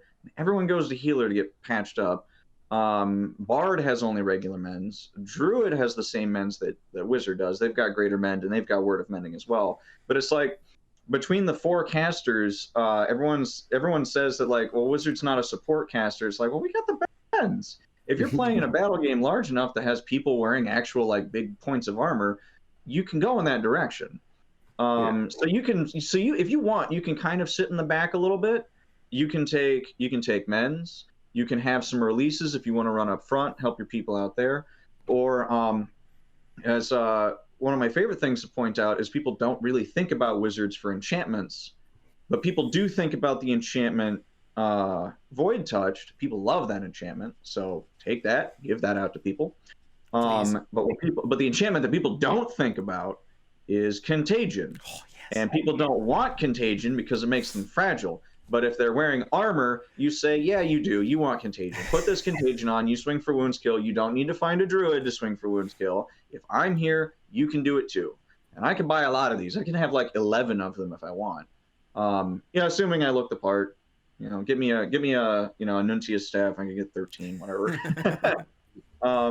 So it's possible to play a sort of support wizard where you stay back, buff your people, combos well with some spell balls. Some spell balls have unlimited use, so you're gonna run out of your enchantments, and then you grab spell balls and you run up and you start throwing things. The flanks, when you're playing like an evoker or a battle mage, because you can run around a whole lot, you can sort of use that big threat that you have that we mentioned earlier, where Cad's mentioned he loves it when a bunch of people want to take him out. And you can use that to your advantage. If you are out on the flanks of a battlefield, people are like, dude, that's a wizard. We don't he can't really rush into us. He's not going to take our flank. Let's go out and let's go get him. He's not wearing armor. And then you're like, yeah, come out towards me and I will draw you away from your team, remove you with a spell, and then I'll just walk right back in because I'm a battle mage. I can cast while moving. I'm an evoker. I can cast while moving. So that's fun. Achievement unlocked, by the way. I have been on the subject of I was told I was the subject of a fighting company meeting at one point where we were having a problem with CADs. What can we do about them? And the solution was to put a lot more people on me, Yeah. which they ignored the rest of my team. Oh, that's And the a rest of my good team was stacked problem. deck. So Yeah. So the so in terms of does what you do change based on the size of the game? I would say that your role doesn't necessarily change based on the size of the game, but the style in how you perform that role can. So, for instance, if you're playing in a very small battle game, there's not a whole lot of humans. And so Hodge said that what he likes to do is he likes to hunt people. Pick one unfortunate person and just be a bully to them. That's easier to do in a smaller battle game. If you've got a really, really big battle game and you want to play that style, it's possible, but it's harder, especially if the other person knows what they're doing that you're bullying, is they can be like, well, I got a whole lot of friends. If I can just get further behind and stand back at the back line of like the large wad at the front line and whatnot, I'm a little bit more safe from this guy who's trying to follow me around all over the place. Mm-hmm. If you want to play the sort of speedy run around wizards in a smaller battle game, if it's a small number of players but the field is still large, if you're playing like a battle mage or an evoker, you're no longer constricted to the flanks. You can kind of run around everywhere. If the field is large enough, but the battle game is small enough. Mm-hmm. But what you're doing, your role of just like destroy the enemy team, hamper them, put debuffs on them, put them in states and whatnot, that doesn't really change. That's still your job. That's what you're doing, and you're having fun doing it. Yeah. So, I think my favorite sell on Contagion, going back to that point a little bit, to the Warriors is now you're immune to wounding because you're already fragile. No, sorry, that doesn't work. No, that does work. That kills them. You're immune to being stuck and wounded. That's what it is. Yeah. So like you're like immune to being legged. yeah. So they're like, oh, I died. You're like, I don't care. You're persistent. Need you anymore. Yeah. That's great. So You can't get stuck. So, by the way, I always consider, unless the Warriors pro-magged, of course, that wounding is the best spell to cast on Warriors, because if you like Finger of Death, for example, is less effective on Warriors because they can immediately True Grit. Mm-hmm. If you stop them or you freeze them, then they can shake it off and it's less effective on them. If you wound them, they need a healer or they're screwed. A legged warrior, yeah. Yeah. And then if they're wearing armor and they have to go down on their knees, like wearing armor, and then they got to get back up when they get healed. I would honestly just post as a warrior. Like you've got points on that leg.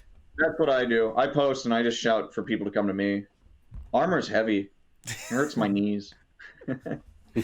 So we've kind of moved into that next question, the recommended tactics, target acquisition, things like that. So wounding we've mentioned on things with armor, because you don't want to go through all that armor. Like why go through the crab shell when you can just like kill it from the inside?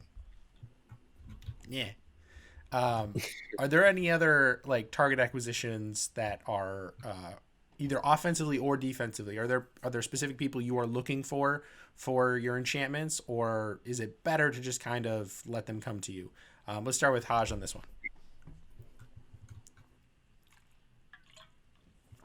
Can you hear us, Haj? Enchantments specifically? Any offense Yeah, or can you hear defensively? me? Yeah, any offense or defense target acquisition.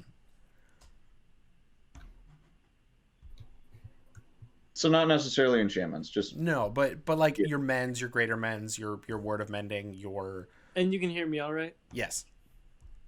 well, I think so.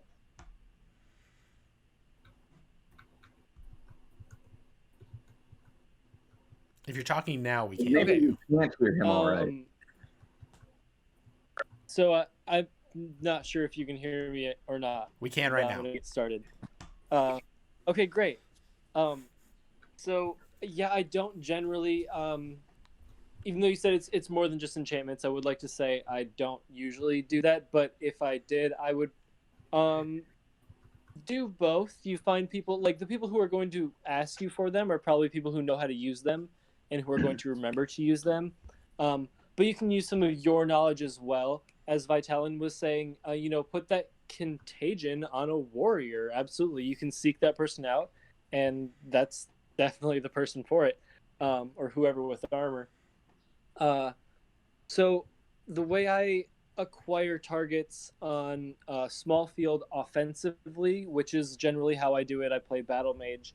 Um, so thinking at local park level, I want to take out the person who can get to me the fastest, which is the tallest person, which that person also happens to want to get to me because he knows he can, and that'll shut me down.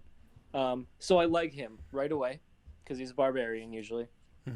And then you just kind of go to the next biggest threat, and you have to stay mobile.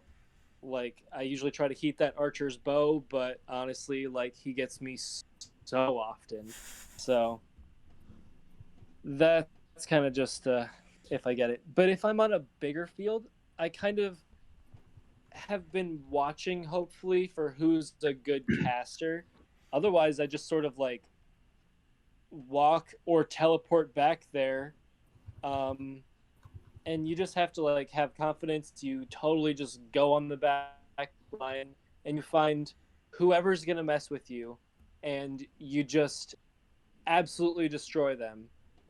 My favorite, I mean, you just have to hit them with that break concentration as they're trying to cast you, and then they just get in shock, be like, "Oh my god!" And then it's like you're already legging them, and they're like, "No, no!" And then so this is my preferred combo: break concentration if you need it, then hold person or wounding, whichever one works. So hold person doesn't work on a barbarian, but wounding does, so you go with that. Now they will choose, they either have to choose to be posting, go down on their knee. So they've made that choice. Great. Now you begin heating their weapon. What most people will do after their weapon is heated is they will drop it on the ground. Because they're not allowed to wield it, and a lot of people don't recognize the difference between wield and carry. Now they've chosen posting or standing. They've chosen to likely drop their sword. Now you shove them 20 feet back away from their weapon. And if they're posting, they're just kind of stuck without their sword. And if they're on their knees, they can crawl back to it, I guess. I like to try to get that on as many people as I can. And honestly, you don't need to get any number of the pieces in consecutively. You can just heat this guy's sword. You can just heat that, or just cut that person's leg off, just stop this person, and it's wonderful just being on the back line kind of doing those things. But when you get all of them, it's devastating, even though it doesn't kill them, and it's way less efficient than just finger of death. But I remember a long time you and I were talking about this particular chain of spells, and it's one of the things that I like to mention when Haj, I invoke you as here's an example of another Paragon wizard. And going back to the first question, when we talk about, I mentioned that like a signature is something that kind of makes a Paragon, like what makes this person stand out or unique to other people. And I tell people that, hey, did y'all hear about this guy Haj? He's got this combo of spells that he does that is like the meanest thing, and he finds the cruelest way to cast spells at you, and it doesn't even kill you. You have to sit there and wallow in it. I mean, if they have answers or they're using team agency, where and I remember you told me once too, like that I say the spell cruelly. I say this cast cruelly, but I feel like that combination of spells is less mean than just like ice balling everyone, because everyone really hates ice ball. And they hate Yeah. being frozen because you can't do anything. At least if they're, their weapons heated, they're legged, and they're pushed away, they still can kind of do something. And depending on what class they are, they You don't can. really shout for help. Yeah. You can't shout for help if you get ice balled. Right. So I feel like it's mean, but less mean than just the ice ball and then wait to the 58th second before you shatter them. Because now you're wasting so much more of their time than just all right, go over there, your sword's over here. Also, people have got to stop dropping weapons with heat weapon. Just put it in a different hand, put it on your belt, whatever, or hand it to somebody that's pro flame. Just hold on to it. We'll throw this into one of the V9 suggestions. We'll let them know, hey, change to heat weapon. Make it to where instead of not able to wield the weapon, just make it to where the player's weapon cannot deal wounds. I mean, that allows them to block and defend themselves a little bit. But either way, it's. I think a big reason that the spell is called heat weapon. If it was called phase weapon or something like that, where cool. the weapon went out of phase, then but it's a role play thing, kind of if your weapon's heated, you want to drop it. It's hot. Yeah, right sword. Command your weapon to retreat into the ether. Or command your weapon to retreat into the ether. Yeah, I like the idea of that because then you're your sword is insubstantial, so you can't interact with it unless you're also become insubstantial. You're oh. But then all you can really do is mend it. Right, you step into the shadows and you sit there. All you could release it. That is true. something people forget about as well. Heat weapon now. That's a thing you can do. Right, people forget about that. They're ongoing effects. And they think you can mend heat weapon, but you can't mend heat weapon. It's not broken. It's just hot. Just make it cold. All right. Recommended tactics, target acquisition, Broton. All right. Recommending tactics.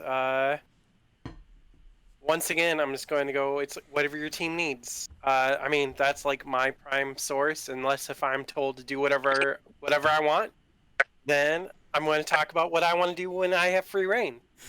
Free reign depends on my mood for the day. Either I pick Hodge. I'll find the most biggest target on the field, and then they are my target. Or if I'm feeling like I want to test myself, I will pick out 5 different targets and try to handle 5 people at once.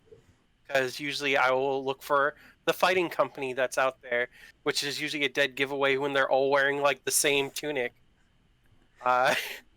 And try to handle on something I should not be able to handle. Because it just makes you think faster and how to capitalize on spells differently. I mean, a good rule of thumb, it's if you just want to talk generic acquisition, kill the support. Once you kill the support on the other team, the team crumbles. As a wizard, we talked about just wounding the 6-point warrior. Actually, any of our conditioned spells on a warrior is a fun day for a wizard because we are literally built to stop warriors. Yes. So, if you want an easy target, just fight a warrior. Find the warrior. Hit it with spell balls. Hit it with something. Hit it with spells. Things. It's So I've been told that this is wrong, but in V7, people thought that barbarian was the counter to warrior, and I think that's less true. And in V8, it's especially not true. The counter to warrior is casters, straight up. And I think I was the person who told you that barbarian was definitely not the counter to warriors in version 7. Right. Yeah. In version 7. Did it do it again? No. Wait. What happened? Still good? Okay. What were you saying, Broton? It says you're talking, but we're not here. I'm not hearing anything, at least. Oh no, I'm not hearing any audio. What happened?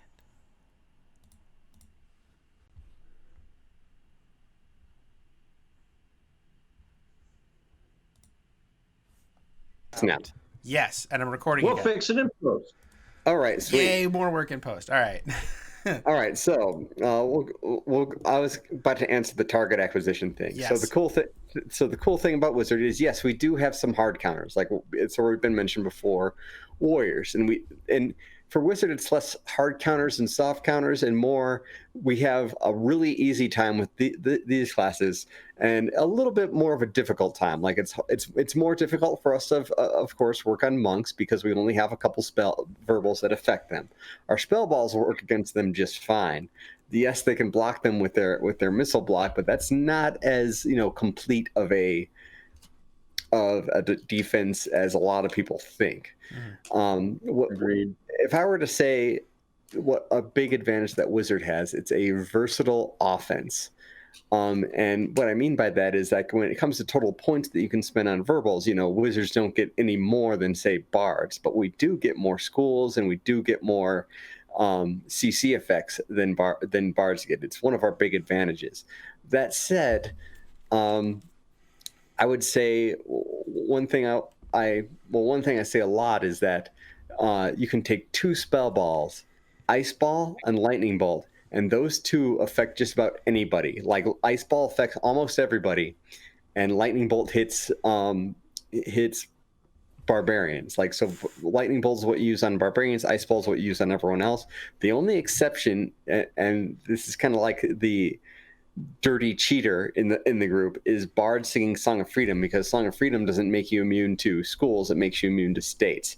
We can still affect the Bard singing Song of Freedom with stuff like wounding and stuff. So it's your combined arms offense that makes Wizard so good. And another cool thing you can do with Wizard is you can kind of be reactive depending on what the meta's like in your park. Like if the meta's full of assassins, take Dimensional Rifts and Planar Groundings. If the meta's bunch of other casters, then that's when you can take a bunch of Break Concentrations and Suppress Auras and stuff like that and shut those other casters down. Wizards can react, and not only do they get a versatile offense, they can modify their offense depending on the situation they're in.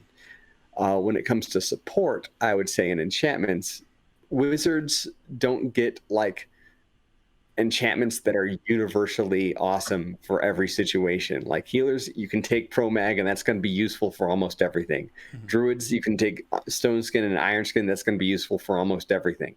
Wizards do get some really powerful enchantments, but you're basically tailor building your enchantments for the specific team that you're on and what they need. I guess there are some exceptions, like they can take Pro Mag, which is almost always useful, but their Pro Mag's competing with a lot of other spells like Finger of Death. So, in my opinion, Wizard, if you're taking enchantments, you're not going to take the same enchantments in every list you have. You're tailor building your list to whatever team you're on. And I would say when it comes to tailor building your list, Wizard is the biggest person who you want to do that with, because it's depending on who you're facing and who's on your team.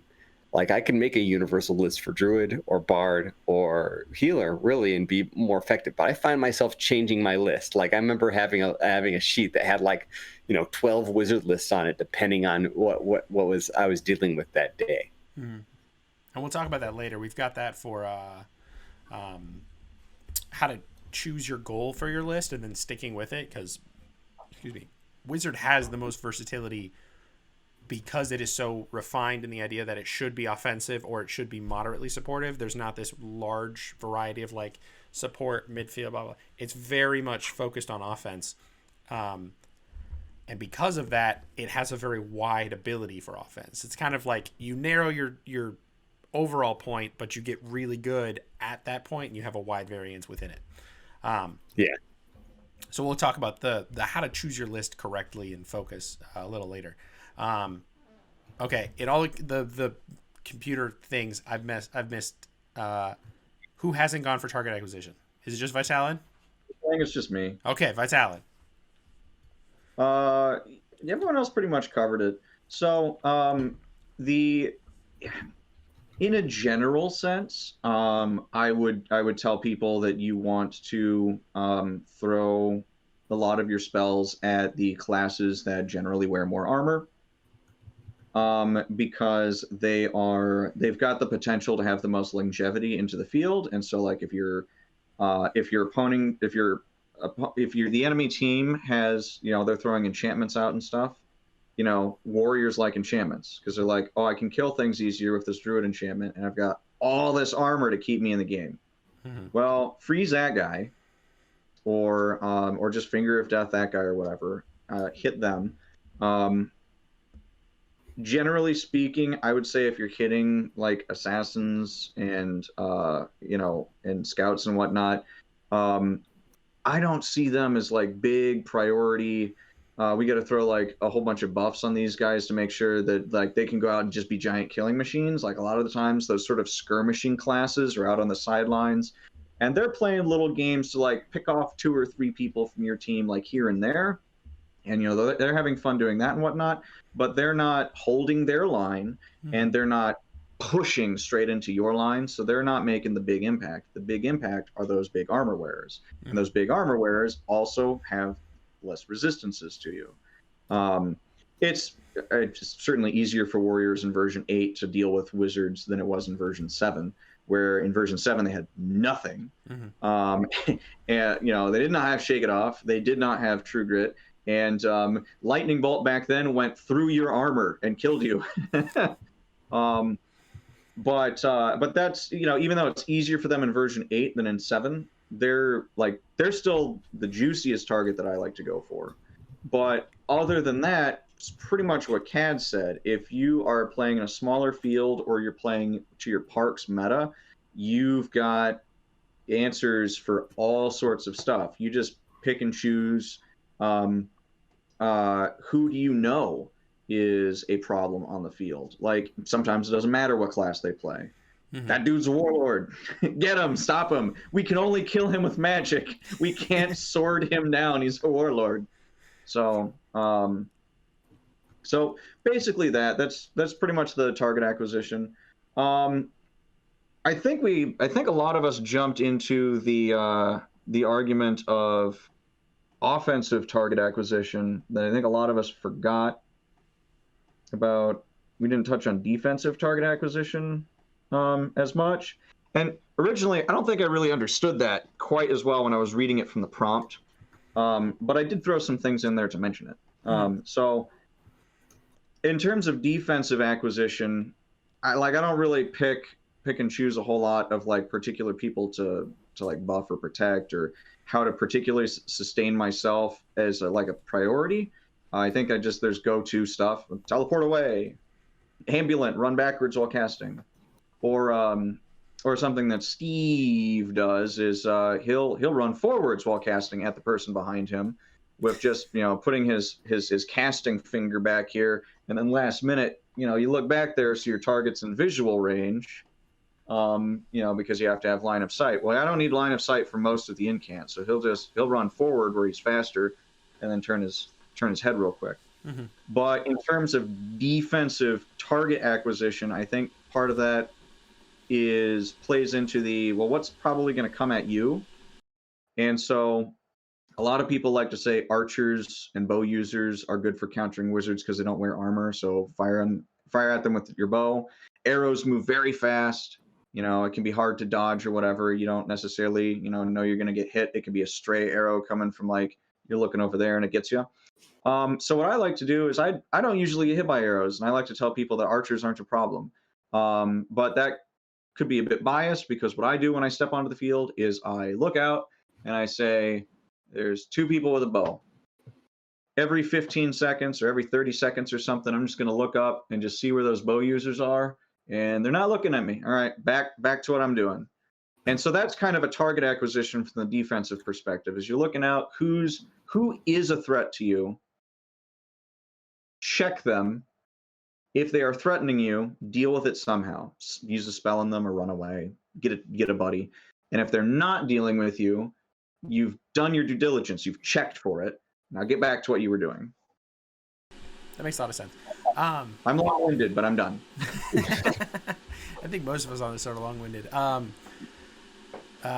Okay, so here's a question that is a lot more, it's kind of a more opinion based than it is like strategic or information backup. The healer, the scout, the druid, and the wizard all get Dispel Magic. The healer we've already kind of positioned is their job is not to be the dispeller on the field. Like if that's their role, somebody's probably missing something. The scout has a limited use of it. I'm not saying don't take Dispel Magic in this case for heal. Take Dispel Magic. Take Dispel Magic.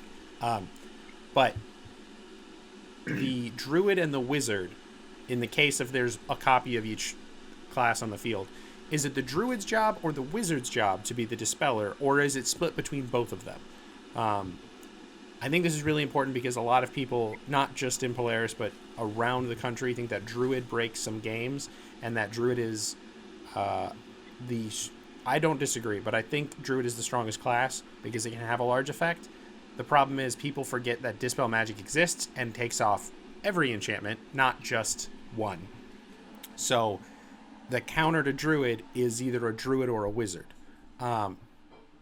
Is Dispel Magic and the role of the dispeller to be on the wizard or the druids? Let's start with Proton on this one. Well, in my opinion, I think wizard is the better dispeller out of the two, and it should fall on the wizard, mainly because it is chargeable like out of the gate for wizard, and we can take as many as we want. And then we can innate it, we can do whatever, find a bard friend to get them back. Instant charge kind of stuff. Mm-hmm. Because a lot of people say druid's a better dispeller because they have neutralized magic. I have laughed many a time because I will find that druid out there with their 5 instant dispels, and I will actively grab the lowest enchantment possible from a druid or whoever on the team, because someone will just see me with a spell strip. They'll blow it. It's like I'm casting my dispel, blowing off the rest of their dispels. And I'm like, cool, you got my, let's see. Blessing against wounds. Yeah, that is the best. It's just like whatever spell. Just if you want to make them feel the worst, find a druid friend and tell them to put imbue armor on their spell list. Give me the wizard imbue armor enchantment so that when we have this exchange, that druid feels stupid. That's the assuming you know what's on the opponent and then just taking it off because you can and not asking like, what's that? I mean, it's imbue that armor. Or you literally. I just extension dispel druid when they just right out of the gate. I just see them have their 5 strips on, and I'm just like, you know what? I don't like that. Try to outrun this. Boom. And I'm like, my 1 dispel just got rid of their level 6 enchantment, and I'm just, there you go. Mm-hmm. So in my opinion, if wizards make the better dispeller, it's the role should be on them. I mean, don't get me wrong, a druid with the right build should have a dispel, because if you have access to a dispel, you should take a dispel. But yeah, that's commandment number 2. Thou shalt take dispel. Thou shalt take dispel. God dang it! We're building the commandments. We're gonna carve you a tablet. Yep. Vitalid, is it the druid or the wizard's role? I think Broton's wrong. All right. I think largely, I really think this is a 2 sides of the same coin scenario. Mm-hmm. And you can make the argument, it's like, oh well, wizard's got the better sustained one and druid's got the swift one, and that's sort of true, but that's sort of the surface level argument behind it. Mm-hmm. The place where you're going to see the most enchantments and the most Dispel Magics are in large battle games. But in large battle games, the the necessity for any particular person specifically to carry their own weight is lessened because there are likely more people who can also bear that weight. So if you are in a giant large battle game and you're playing as a druid, well, look at all these people I can enchant. Maybe I'll take the summoner archetype. If I take the summoner archetype, I can have so many swift dispels. So I will beef up my people, put naturalized magic on myself if I want to, and then because I've got the safety net of the front line and whatnot, my people sort of guarding me or whatever, I can go out and they're going to do the same thing. They've got enchanted people. I'll go out there, dispel some people, and then I'll step back and I'll be safe. The wizard, we got the same thing. It's like, it's a big battle game. It's probably going to be a long time for the battle game to end. So I've got a long sustained list of dispel magics. I can go out there and get people, charge it, get another person, charge it, get another person. There's going to be summoners out there. There's going to be a lot of enchantments. The mileage that I'm going to get from the one spell point, absolutely, return on the investment is like skyrocketing. If you're in a large battle game as a druid, you can probably afford to experience a regular dispel magic and make that chargeable. And the charge times 10 doesn't feel very good, but it's a large battle game. You're going to tell me you can't find a battery bard? Go find a battery bard. The sustainability is just about the same as the wizard. So I think so in large battle games it's almost moot. In small battle games, then the importance is so dang high based on who's there. Are you on a team and the battle game is small and your team doesn't have a wizard? Yes, it's your responsibility as the druid to grab some spell magic. There's no wizard. You must do it. Is there, so, I mean, if Sir Michael Hammer of God told me this once, he's oftentimes says, like, a healer should grab, like, one Dispel Magic. And I don't agree with him necessarily as a whole, but if you're in a small park, you have a small battle game, there's nobody on your team who has access to that spell, but you're the healer, and you do. It's a 5th level spell. It does not feel good to purchase, but nobody else on your team has the dispel. Buy it. I mean, what feels worse, buying a 5th level spell or watching your team get overrun by a bunch of like magic armored up gods? Warrior, imbue weapon, God. Full flame, all the crazies. So I think we will debate the wizard and the druid's role for dispel magic forever. I think, and I'm fine with it. I mean, that's my. Yeah, it's an opinion more than like data backed up thing, because it's kind of dependent on a lot of different factors. Kath, what's your take? Yeah.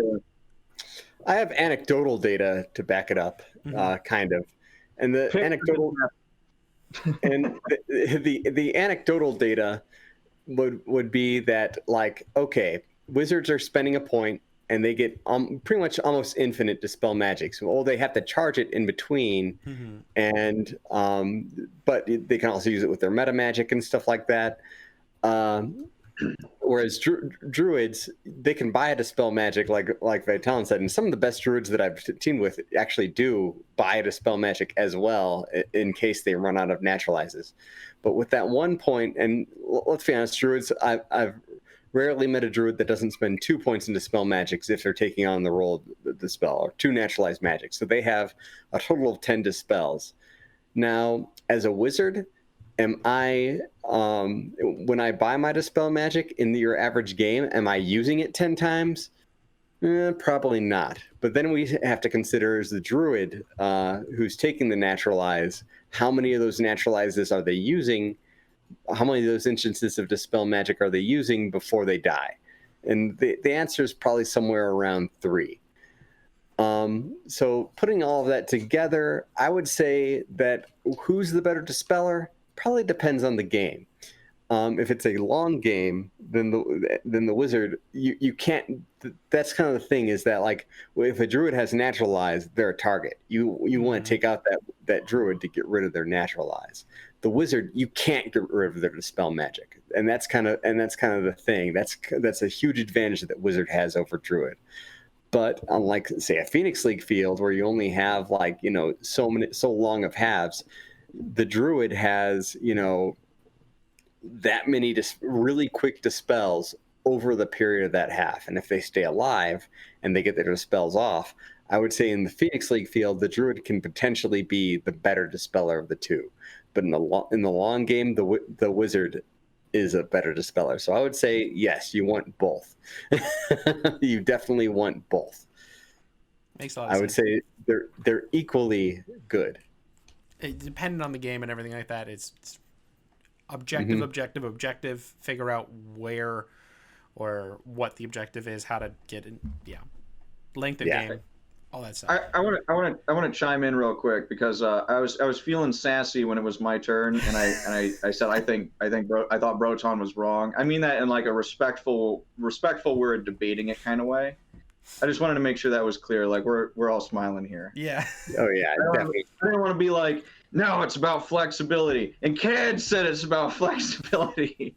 And everyone else is gonna back me up. Like so I mean, these are opinions, and these are we're all fighting in the same kingdom, so our perspective's a little bit skewed towards the meta in Polaris, which is not going to be the meta in other places, because like just how metas work. They're not universal unless one is stupidly overpowerful. Haj, what's your take on it? When I mentioned before that people have expectations of you when you play wizard, people have the Dispel Magic expectation of wizards like all the time.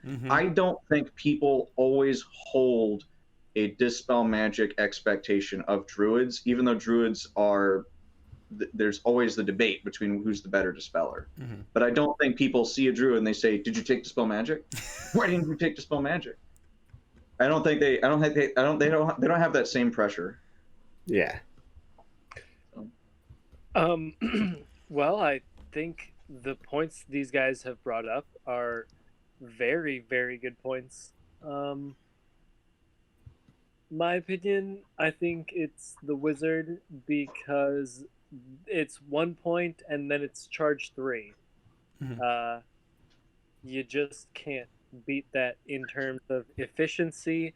However, like I almost feel like Vitalin's argument blew it like out of the water with that nobody in a large scale battle game has to carry their own weight. And then if you're in a small team battle game and your team is really counting on you to take it and you're able to take it, then you take it. Like, even if you're a healer and it's like the hardest, because it sucks for healer. Okay. Got it. It's rough. I mean, though, in terms of you get the efficiency though with that mindset of it, I would say it's wizard. And as Vitalin was saying at the end there too, people don't really give that that pressure of where's your dispel to druids all the time. And then as Cads was saying also, but if this is a fight of who can get more dispels faster, that's a druid for sure. If that's what we're doing, that's who can do that. So these guys brought up very good points. If there's 4 people in front of you sorry. I can't fault anybody. No, I cannot fault anybody who says, dude, charge times 3, 1 point. Yeah. It's extremely efficient, and that's the best charge iteration like in the game. The only thing better is per life charge times 3. Yeah. Well, one thing I will say is that like a druid taking 2 naturalized magics, they're giving up stuff to take that stuff. It's 2 points of 6 level magic. Even though it's absurdly powerful, and it's almost a staple of a lot of druids I've seen. They're still giving stuff up. They would rather spend that 2 points elsewhere. For the wizard, I mean, what else are you spending it on? I mean, yeah, you're giving stuff up, but you're not giving up nearly as much for that 1 point of infinite dispel magic. Yeah, potential infinite spell magic is hard to pass up because it's such a powerful and it's such a needed part of our game at the moment, especially with the way that druid can output so much magic armor, defensible abilities. The warder for the healer can put out so much as well, and even if you have to counter some wizard enchantments, which if you forget that wizards have enchantments and then leave them on the field, you're probably losing team members left and right because contagion, void touch, vampirism. In fact, Dispel alone is one of the reasons why Warlock is a meme spec. Yes. Moving on to that, though. So I didn't put... The question is Evoker versus Battle Mage, strategic uses and flaws for each of them. And then is there any builds that don't use an archetype that are really effective? And I did not include Warlock in that because Warlock very quickly falls off that even like A, B, C tier list. Like it's down in D and F because... it can't keep up with the Dispel. It can't keep up with the CC. It's too easy to be countered, and it just overall limits most of what you can do as a wizard. So I didn't even put it on this debate of is Evoker or Battle Mage better? And I'm guessing this is going to go very similar to the last question we had. It depends on your objective. It depends on your goals. So Haj, you play Battle Mage pretty much. Not exclusively, but you very much emphasize on it. What's your take on the Evoker versus Battle Mage? Okay, I would like to defend Warlock first of all. Okay, Yes. Let's do it. Thank you. It sucks, but we love it. I love Warlock. Okay, don't underestimate legging the shit out of people. That's true. Yes. Like, if you're on a big battle game, you don't have to be the Dispel Wizard. You can just leg everybody. And Your enchantments mean nothing if you can't walk. right. I was further onto Warlock. One time I was the main boss. I was a Lich. And you can play level 6 Wizard as a Lich. You also get 4 points natural armor that you can regenerate somehow. It's very strong. Mm-hmm. And I chose to play a Warlock just in flavor with this. And one of the groups that was coming through, it was, oh my god, it was Einar Yar. And I was like, they're going to be so enchanted. They're going to be like enchanted all the way up, all of them. And I don't have Dispel. So I like said to the guy running the dungeon, I'm like, can you just put them in a Dispel trap or something before they get here? And he's like, what, you're a wizard and you don't have Dispel? What kind of wizard are you? And then I'm like, Stupid Dispel pressure. But I absolutely we did just fine. Wounding, don't underestimate it. Heat weapon, pyrotechnics, all that stuff works just fine. Okay, so you were saying Battle Mage versus Evoker? Yeah, strategic uses or like strategic uses where one is better than the other. Are there any flaws that each of them have that you have to be aware of? Evoker's limitation is that you can't take Dispel Magic? Yeah, you can't take any verbals at range greater than touch, right? Yeah. Oh god. Yeah, that's very niche. But I mean, balls are good. Balls are very good in our game.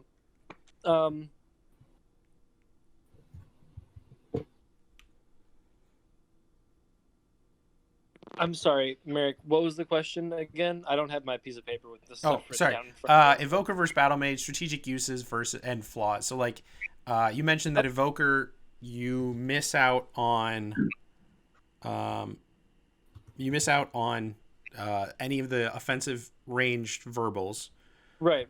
Okay, so strategic uses for Battle Mage, I can talk definitely about that because, as you said, that was kind of my main thing for sure. The the drawbacks to it is that you don't get spell balls, and that's actually pretty big, because spell balls are very strong. But the way you overcome that is being able to always have the timing on your spells be exactly where you want it by being able to move your feet. So you can always just kind of put people into the spot that you want them to be in, or where you need them to be for right when your spell goes off. And I would like to discuss later, when we're in more open discussion, just a few cheating topics, or what you guys may or may not consider cheating. But it has to do with slow casting and just moving to put your opponent where you want them. Other advantages with Battle Mage.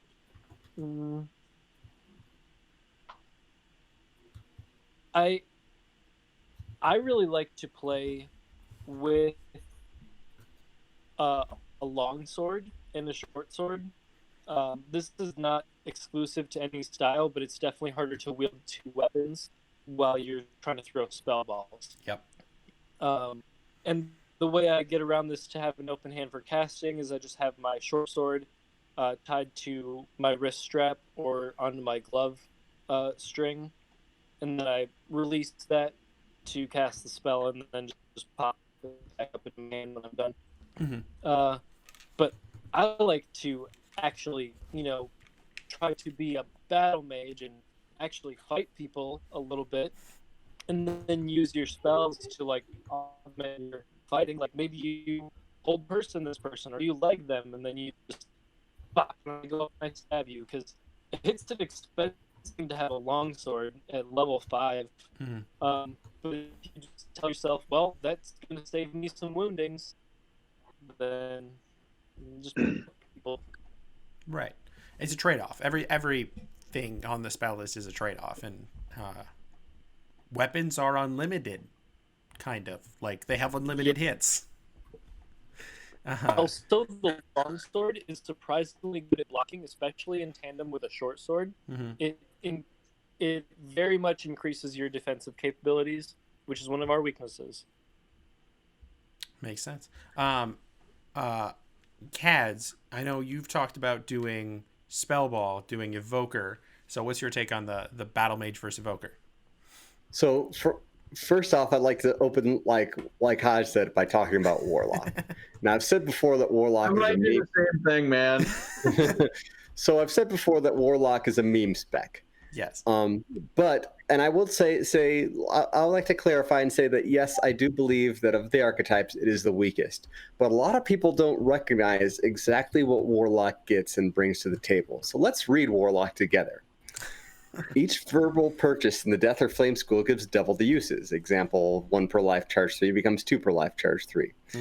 Player may not purchase verbals from any school other than the Death or Flame schools. So, may not purchase verbals. The only thing warlock affects is verbals. Spell balls are still on the table. Right. So when we talk about warlock, we say like we almost exclusively say 8 fingers of death, and without taking warlock, you can get 6 fingers of death. Let's move away from fingers of death. Let's talk about drag below, because drag below is 3rd level, and so you can get like an obnoxious amount of drag belows. And your spell balls aren't restricted. You can still cast Entangle, and Lightning Bolt's Flame, you'd still be able to do that with that. So if kills are your goal, Warlock, if you're like in a battle game where you're looking at which team can get the most amount of kills, Warlock might be competitive to be the best, archetype to have, because you can combine, you can just go Fingers of Death, Entangles, Lightning Bolts, and Drag Belows all day and get lots of kills as a Warlock. Is it the best idea? In a regular game, no, because like I said, crowd control effects, are superior. Like going for as much crowd control as possible is better than going for kills. And Warlocks are good. But Warlocks might be the best archetype when it comes to getting kills, if that's a good idea for the game that you're going for. So moving on from that, Battle Mage versus Evoker. For me, it's less battle mage versus evoker and more archetypeless mage versus evoker. Because, like I've said before, for my personal style, I don't like sacrificing infinite ambulance spell balls for infinite ambulance. If you like doing that, that's more your thing. I like, looking at an encounter like a group of people and saying, I'm going to affect that. So I kind of come up with a plan in my head. I charge a spell ball, I come forward, I throw the spell ball, and while the spell ball's in the air, I start rattling off verbals. And I think I get more burst out of that. I have a limited amount of meta magic, but so for me, but Battle Mage doesn't take away from as much versatility as Evoker does, because with Battle Mage you can still get Dispel, and like you can still take release. You can take release and stuff like that as an evoker, but you're interrupting your elemental barrage when you're when you're casting any other spell. So with evoker, you're really taking away from your versatility, and you're becoming really good at this one thing. But that one thing is really awesome, and it's enough to make it. You're kind of almost a different class when you're playing evoker, because you're taking away mostly your ability to dispel, and all that stuff, and saying, I'm only going to throw spell balls. But spell balls are obnoxiously powerful. Yes, they are. So that's pretty much what I have to say about that. Is when it comes to this versus this one, what's better on the field? It really depends on what you're going for. I've played exclusively Evoker for a while because I was practicing for Bridge Wars when I was going to play Evoker, and I've made the difference on my team. But when I'm playing just straight archetypeless wizard, I'm making a difference in a completely different way. Like I'm almost on a different role, even though that role is offensive. Your way to approach that role is completely different. So that's what I have to say about that. All right, now Broton, you play a lot of Battle Mage. What is your take on it? Well, my take on Evoker versus Battle Mage, realistically, it comes down to: are you good at throwing balls? Yes, go for it. I heavily focused on Battle Mage because I am accurate with a ball up to 8 feet. After that, good luck. For those who have seen me play Evoker, I am super shotgun. I am just whipping them out like they're going out of style. Then I have a Steel Life Essence to quickly recharge my elemental barrage as I'm picking up my spell balls. So, if you can say things clearly and fast, Battle Mage is the way to go. And if you have the cardio to back it up, if you can't run for 30 seconds, Battle Mage is not for you. Because you're running and you're talking for 30 seconds. Learn how to throw balls. Or if not, focus on being the support wizard, the non build archetype. I mean, I'm with Haj and Kads and Vitalin. It's Warlock is fun. It's I actually really enjoy Warlock because if there's no one out there who's going to throw a pro flame on anything, it's I can go out there with what is my my Warlock build. It's 30 something heat weapons. Oh god. It's I call it my shotgun list because I dump everything into wounding. I'll take 3 Ravages, which turns into 6 Ravages. And then the rest of the Warlock buying 3 Ravages turns into 12 Ravages. 12, yes, because it's 2 times and it's doubled, and it's doubled. Yeah, God, it's ridiculous. you only have to buy a few, and it's a giant number, and it's I'm not going to use them all in one life, but it's once I run out of my shotgun shells, I just call it a flamethrower because I'm just out there. No one can swing a weapon today. No one. High fives all around. So it's. I personally, I mean, spell balls are on paper. Spell balls are stronger. If you can't throw a spell ball to save your life, though, words hit all the time. So Words hurt. Words hurt. They will cut. Themselves. And the thing is, if someone won't take the spell because you're not loud enough, say it louder, or you call them out on the field. That's a Paragon move. So I'd like to give a tip to someone who wants to learn how to throw. The actual body mechanics for throwing something, like the way that, like, baseball players do, it's actually not natural. Like, your body doesn't naturally move that way. Like, if you try to throw something, your body's kind of naturally attuned to only throw things at like the 8 feet range. If you want to learn how to long range throw, or to pitch a ball, I wouldn't say just go out in your backyard and start throwing. Find somebody who actually knows how to pitch and has been trained, and ask them to teach you, ask them to train you. Because like I said, it's not something that your body naturally does. You kind of have to teach it. And I guarantee you that if you've been throwing spell balls, you've learned some bad habits that you want to break if you actually want to learn how to pitch a ball. Mm-hmm. Yeah, it's my dad was a pitcher in college. It's not good on your shoulders to do it for a long period of time. I'm talking years, but like, it's a weird body mechanic. And even like our sword throws, they seem very similar, but the rotation of the shoulder, the rotation of the arm is different, and it's going to feel wrong for a while. It takes a bit. Yeah. Mm-hmm. Yeah. Find someone that trains you, because otherwise you're gonna hurt yourself badly. Yeah. All right, Vitalin with the Bandolier of Spell Balls. Your take on Evoker and Battle Mage, and I guess now Warlock too. Yeah, you don't have the control over this question is out of your hands. We will talk about Warlock now. Yes. That's what I wanted. I don't fault you for not including it originally, though. It is so meme. Okay, so don't be fooled by the Bandolier of Spell Balls. I have like 2 of them, so I am capable of carrying like an Elemental Barrage amount of them. But I play Elemental Barrage Wizard about the same rate that I play any of the other archetypes, like including Warlock, because I play Warlock a lot because I like to challenge myself. So I am not an Evoker expert. Mm-hmm. But having played Evoker a few times, I can mention the similarities. So because Elemental Barrage notes that you can use your spell balls by stating their name, it neither uses the word cast or incant. And or announce, which I've been corrected on. Or announce, which you posted that on the rules page, and yeah, I'm gonna try to get that changed. I don't quite think it got as much traffic as it deserved. I think more people should have chimed in, but I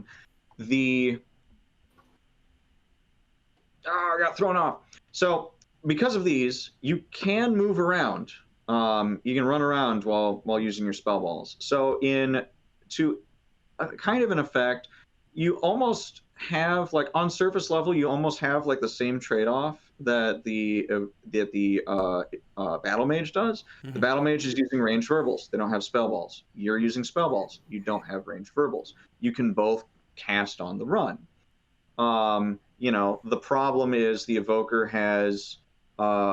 can't really cast anything. They lose their ability to do that as soon as they cast anything else, or once they go try and reload their stuff. Mm-hmm.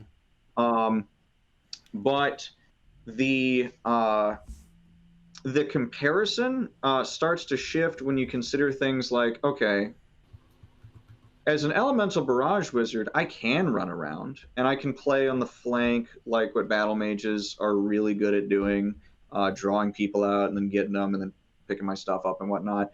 But I'm not required to run around. Cad's mentioned in the Phoenix game with Eve that, if you're in a tunnel, you just stand right there and you just go ham on people. And then you get to deal with the logistics of, did we push forward enough in the fight in the tunnel that I can pick up my stuff later, or are we doing this a little bit slower and I gotta do a little bit of longevity here? Those are sort of the elements that you play with there. You also run into the risk of, if you are playing the flanking game as Elemental Barrage and you're throwing your spell balls at people who are sort of on the sides of the enemy team, you have to worry a little bit about throwing too far and then not being able to get your spell ball back. So you can actually run out of ammo in ways that the battle mage might not have to worry about. When you're a battle mage, you need more cardio. And you need a better heart, better breathing, better air. You need better cardio than the Elemental Barrage Wizard, because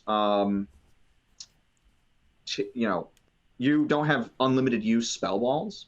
So your spells are coming to you per life, per refresh, or on a recharge. And so, I mean, when I play Battle Mage, I like to grab quite a few things that are on recharge so I can have longevity and run around.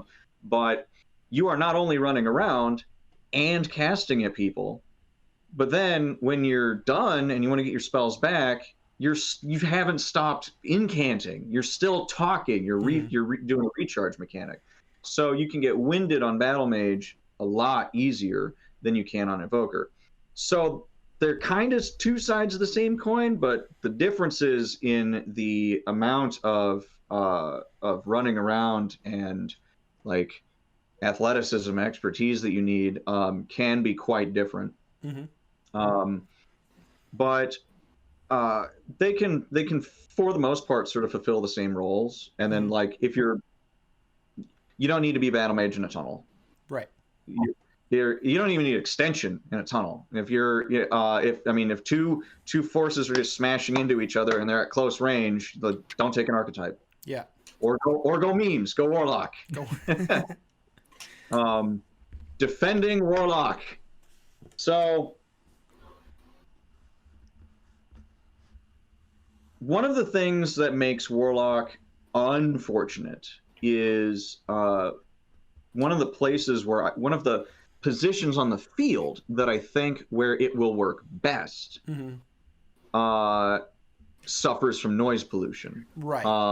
When in a big game, or if you're doubling your abilities, you've got a lot of ammo. A lot of ammo is awesome in a big game where there's a lot of targets.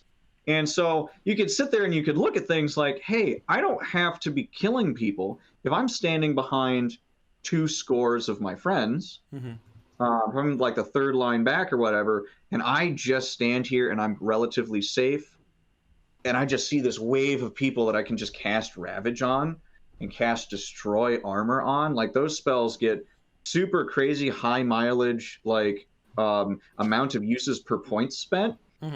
But like 2 things that Warlock suffers from is that when you cast Ravage or Destroy Armor on people, you've not removed your opponent's agency at all. Yep. They can still, like, if it's in a park battle game, they can still chase you down.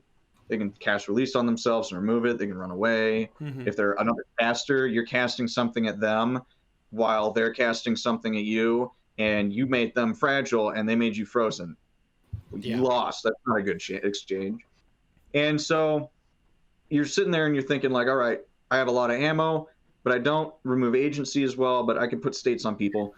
And then it's really noisy because there's a whole lot of people, so it's like they didn't even hear the Destroy Armor. I would love to just take off a warrior's torso armor.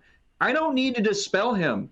If he's glossed all of his torso armor, I just need one of my guys with a polearm to stick him once.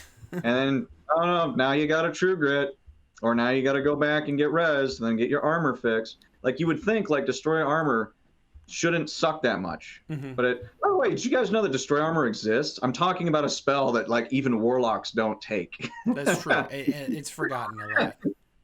So like where I feel like it'd be great, it suffers from noise pollution.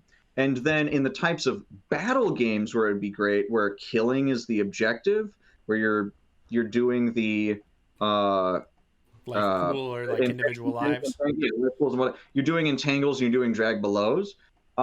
Those styles of battle games had like shifted really hard away from version 7, and people more and more do not want to play games that are just shatter games. Those are my favorite games. I just love to be like, all right, roll up the team, who can kill the other team better, let's go. What's this stupid flag? I don't want to deal with no flag. I want to kill people. So it's so I defend Warlock in spirit. Mm-hmm. This should not be an archetype that is only for memes. It should not be an archetype that sucks. They lose Dispel Magic, but so does Evoker. But you still see more Evokers than you do Warlocks. Or maybe you don't see more of them. Maybe there's still plenty of people who play Warlock, but everyone's definitely talking about Warlock sucking, and nobody's talking about it, Evoker sucking because, well, it doesn't. Yeah. But like they both lose access to Dispel Magic, and we already talked about that pressure that you have to have Dispel. Right. So it's like this one can be good without it. Why can't this one be good without it? And it has to do with the kind of games that we play.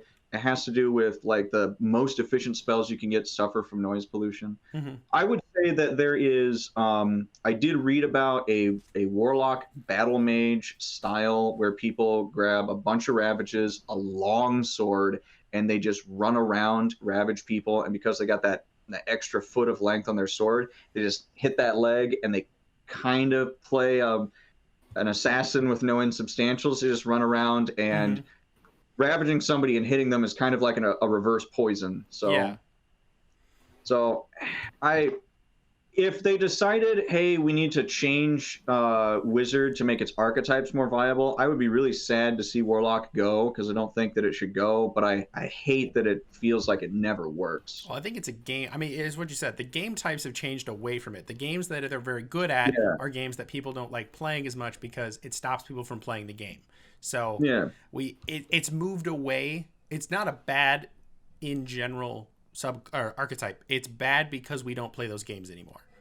Like it'd be like if we said there's we're playing a game where everyone's immune to CC. Well, Bard would be pointless. Like it's the same kind of thing. We're moving away from the style of game that Warlock excels at, so therefore it moves out of meta. Yeah. Okay, so we're going to combine some of these questions. So the Wizard we've mentioned this a couple times before, the Wizard has the largest amount of offensive spells and variance in offensive spells. With that comes the problem of creating your lists. You can kind of get all over the place and then not be really good at anything. So how do you guys choose a goal for your list and then stay focused based on that choice? Let's start with Broton for this one. Sorry, could you? What's the question? So when you're making your list for Wizard, because it is such a large list of offensive spells and differentials in spells, how do you choose a goal for your list and stay focused on it?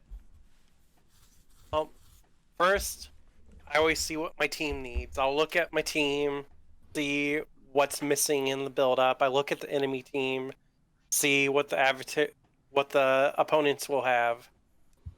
Then, like, realistically, it will boil down to most of the time I'll take a Battle Mage, because then I can move around the battlefield like quicker and more efficiently. Mm-hmm. And from my days as a bard, as you know, Merrick, I love my per lives. Per lives are goddamn great, and especially with Battle Mage, you become a wrecking force. So I will tend to take between 4 to 6 spells that are my main thing, and I just drop all the points into those, and it will vary depending on what we're fighting against.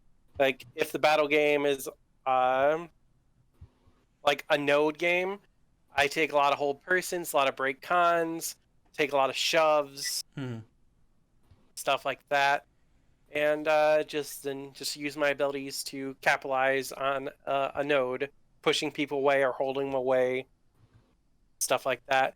Also, heat weapon is great. I mean, it's better with a druid, but in a wizard, still just as good. I mean, not chargeable good, but you know what I mean. I mean, release is great, but nobody beats a 2 per life charge 2 per life charge times 3 from a healer. Like, it's just a thing. Cads, how do you choose your goal for your list and stay focused on it? So, for my personal list, like Wizard has a lot of staples that I would take in almost every game. And those include spells like Break Con, spells like Ice Ball and Lightning Bolt. Like I said, Ice Ball and Lightning Bolt in tandem, that gives you a weapon that's universally used against just about everybody. Dispel Magic is a big one because you only need to spend 1 point and you get that infinitely. We've talked about that before. Wounding is another big one. You can spend 1 point and just constantly charge that up. Two staples I almost always take are Swift Teleports. Those are universally useful in just about every situation, offensively and defensively. But once you get through your staples, you've gotten about half your points. So the other half, it really depends, because like Wizard, you have a lot of tools in your toolbox that would be super useful in certain scenarios, but useless if those scenarios don't come up. Spells like Dimensional Rift, and stuff like that.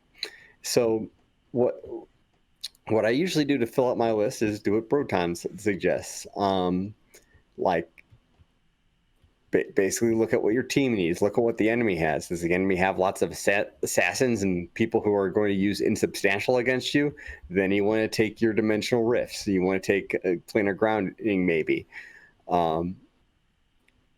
You like Swift Releasing and then killing somebody who is in insubstantial, or Stone Form are very useful things, but those kind of go with your staples. Like Swift Release is always going to be a part of your list. Likely you're always going to want to take Release. You're almost always going to want to take Swift, at least when I'm playing.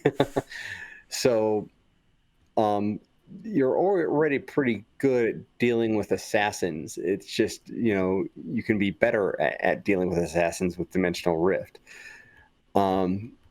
Another thing is not so much your list, but your tactics. So in the Rising Winds Phoenix League, I kind of set the meta for Wizards taking a lot of break concentrations, because I would take 5 of them and just use them to shut down the other team. So a lot of Wizards started making builds similar to mine, showing up on the other team with like trying to break concentration me before I break concentration them. So it kind of became that back and forth of like who's going to break concentration first.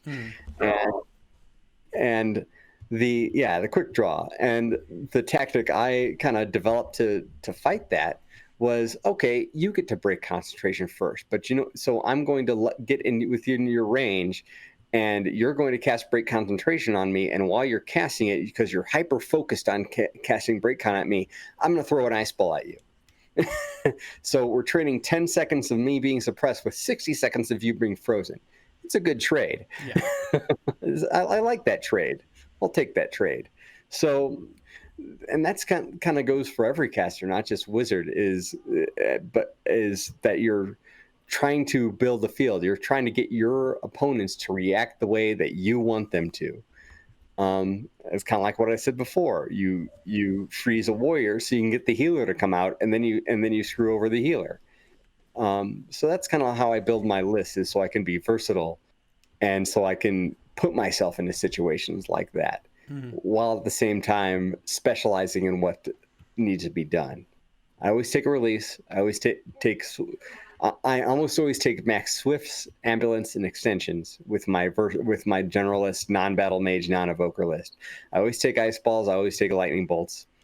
I always take Break Concentrations, and I always take like my general combination of pretty much almost every school: Hold Persons, Woundings, and stuff like that. And then I have plenty of room left over for other spells. Right. Getting you hit on some staples there. You said Ice Ball, Lightning Bolt, Release, Dispel Magic. If you can take those. If you can take those, yeah. Right. Experienced Icy Blast is always a good staple because you can bring it back with Steel Life Essence. Yeah. I mean, Steel Life Essence makes recharging really nice if you can snap back some of your abilities that are your kill combos. You've got I mean, effectively, it turns any spell into a per life spell almost. Yeah, it does. And remember, Steal Life Essence does not only work on the enemy, it also works on your own teammates. So if you know that someone's probably not going to get rezzed, Steal Life Essence them. In fact, it's a good idea to train your team that before, if you die and you just want to respawn, before you go to respawn, while dead, run over to the wizard and see if they want to steal Life Essence away from you, because chances are they will. Yeah. It works. It's a free use. So your kind of go-to abilities in those you listed, are there any hidden gems that you have that stick out a little bit more, or the staples the ones that you really want? Staples the ones I want. As far as hidden gems, I feel a lot of people underestimate how powerful Swift Teleport is. Mm-hmm. I think it was against Vital in the game where I was casting stuff and he started targeting me with an extension Finger of Death, and I instinctively Swift Teleported, and he was like, "Did you just Swift Teleport out of my Finger of Death?" Yeah. And I can't remember this exact interaction, but it's probably because I was thinking like, that's my thing. I always take Swift Teleports. That's gimmick infringement. But that's how meta grows. You learn a cool trick, you adapt it, you use it. Mm-hmm. I wouldn't really call that my thing. It feels so obvious. I feel like it's something that everybody's using. I mean, the curse of knowledge of knowing something but not realizing that other people may not know it is something we do also have to be aware of. Because we think about catch and release. You ice ball someone, you release them with a literal just release spell and stab them a bunch of times. It counts as a kill, basically. If they don't know that, you're assuming that they have a tool that they don't. I mean, catch and release. I learned catch and release from you, Merrick. Like I got it from Hodge. I wasn't thinking about it. Yeah. It's like, I know to put a whole bunch of people in states, but then to just go and release and stab them instead of using kill combos later after the fact, to be like, oh, yeah, well, now I feel dumb. Right. It seems like such an easy... After you know it, it seems like an easy thing. Yeah. It's those kind of things that we have to watch out for and make sure that we're informing the populace of, because I think that's the point where people get the most frustrated and mad, is when we use these hidden gem abilities, we use these combos that people aren't used to, and they don't know that that's a thing. They get mad because they didn't think of it, or they get mad because they think it's cheating, and you have to explain, no, it works because of this and this and this. I can release you while you're frozen. I can touch you. Yeah. I know Haj and I had that same problem down in Texas. We were using catch and release, and they were like, you can't touch range release on me. I'm an enemy player. I'm like, you're frozen. You count as vulnerable or willing or whatever technical term we're using. I can do it. Speaking of which, if someone's frozen and they have an enchantment, a Swift Dispel Magic works just fine, and they're still frozen. A lot of people don't think they're still frozen. They are. Yeah. Yeah, some people hop right out of it, and I had to do a whoa, what the heck is going on here moment. It was like a three-way split where there was an enchanted opponent who was frozen. This was a Keep on the Borderlands a while ago, and I was like, perfect. This guy, I know this guy's a good fighter. He's definitely a better fighter than me, and he's got enchantments on him. I want the enchantments to go away. And so I casted Dispel on him, and he immediately popped out of his frozen state and was coming to mow me down. And I was going, whoa, man, what the hell? And then some third-party wizard saw this and was coming up to yell at all of us for being stupid. He's like, hey, man, you can't, he doesn't come out of that, that frozen state when you dispel him. I'm like, I know. Because he was like, you're supposed to shatter him. I was like, no, I wanted the enchantments gone. I don't have shatter available right now. I already spent that on a different guy. I know what I'm doing. I know exactly what I was trying to do here. I mean, I think it's one of those cases of people assume certain, they put templates of certain things on other ones. So when you remove gummy, it kills things. Yeah. People, I think, apply that to Phoenix Tears. I'm like, when you remove Phoenix Tears, you get your stuff. No. You have to come out of the frozen state. also think it may have had some layover from version 7, because in version 7, when you would cast Dispel Magic on people, it would not only remove their enchantments, it would remove all effects on them. Oh, it So- was like a G release. It was G release and Dispel Magic in one spell. Wow. It did everything. It was just like all gone. Huh. People complain about Dispel Magic being too strong now. Back in my day. I mean, I don't know if that makes it stronger or weaker depending on the game stage, especially because we use CC so often to like control and basically kill. I don't know if that works.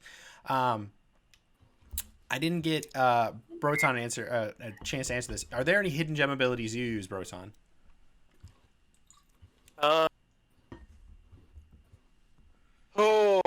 I mean, classic for all spellcasters that have access to it. Swift Teleport. Swift Teleport's a great gem. For Wizard, for life, break cons. I will I think want about it. that all day, every day. Yes. That's not a gem. That's a masterpiece. Yeah. That's not hidden. I mean, it could be hidden. People don't think about it. Yeah. I mean, like, It's not hidden in Polaris. yeah. It's like really like Dispel and Break Con is like when I travel, they're both really underused, and I don't know why. Let's see. Oh yeah, I said this. Yeah, I said this in Healer. But remember, with Swift Teleport, if you are the target of your own teleport, you're the cause of your insubstantial state, and you entered it voluntarily, you can come out at any time between where you are and your target. Mm-hmm. So you could be running at someone and chanting the exit incant. It's really hilarious. Yep. Great spell that gets overlooked. Hidden gem, Shatter Weapon. Yes. Actually, I really love Shatter Weapon. So, I mean, like, it gets around the monk defense. It gets around pro mag. It's a death spell, right?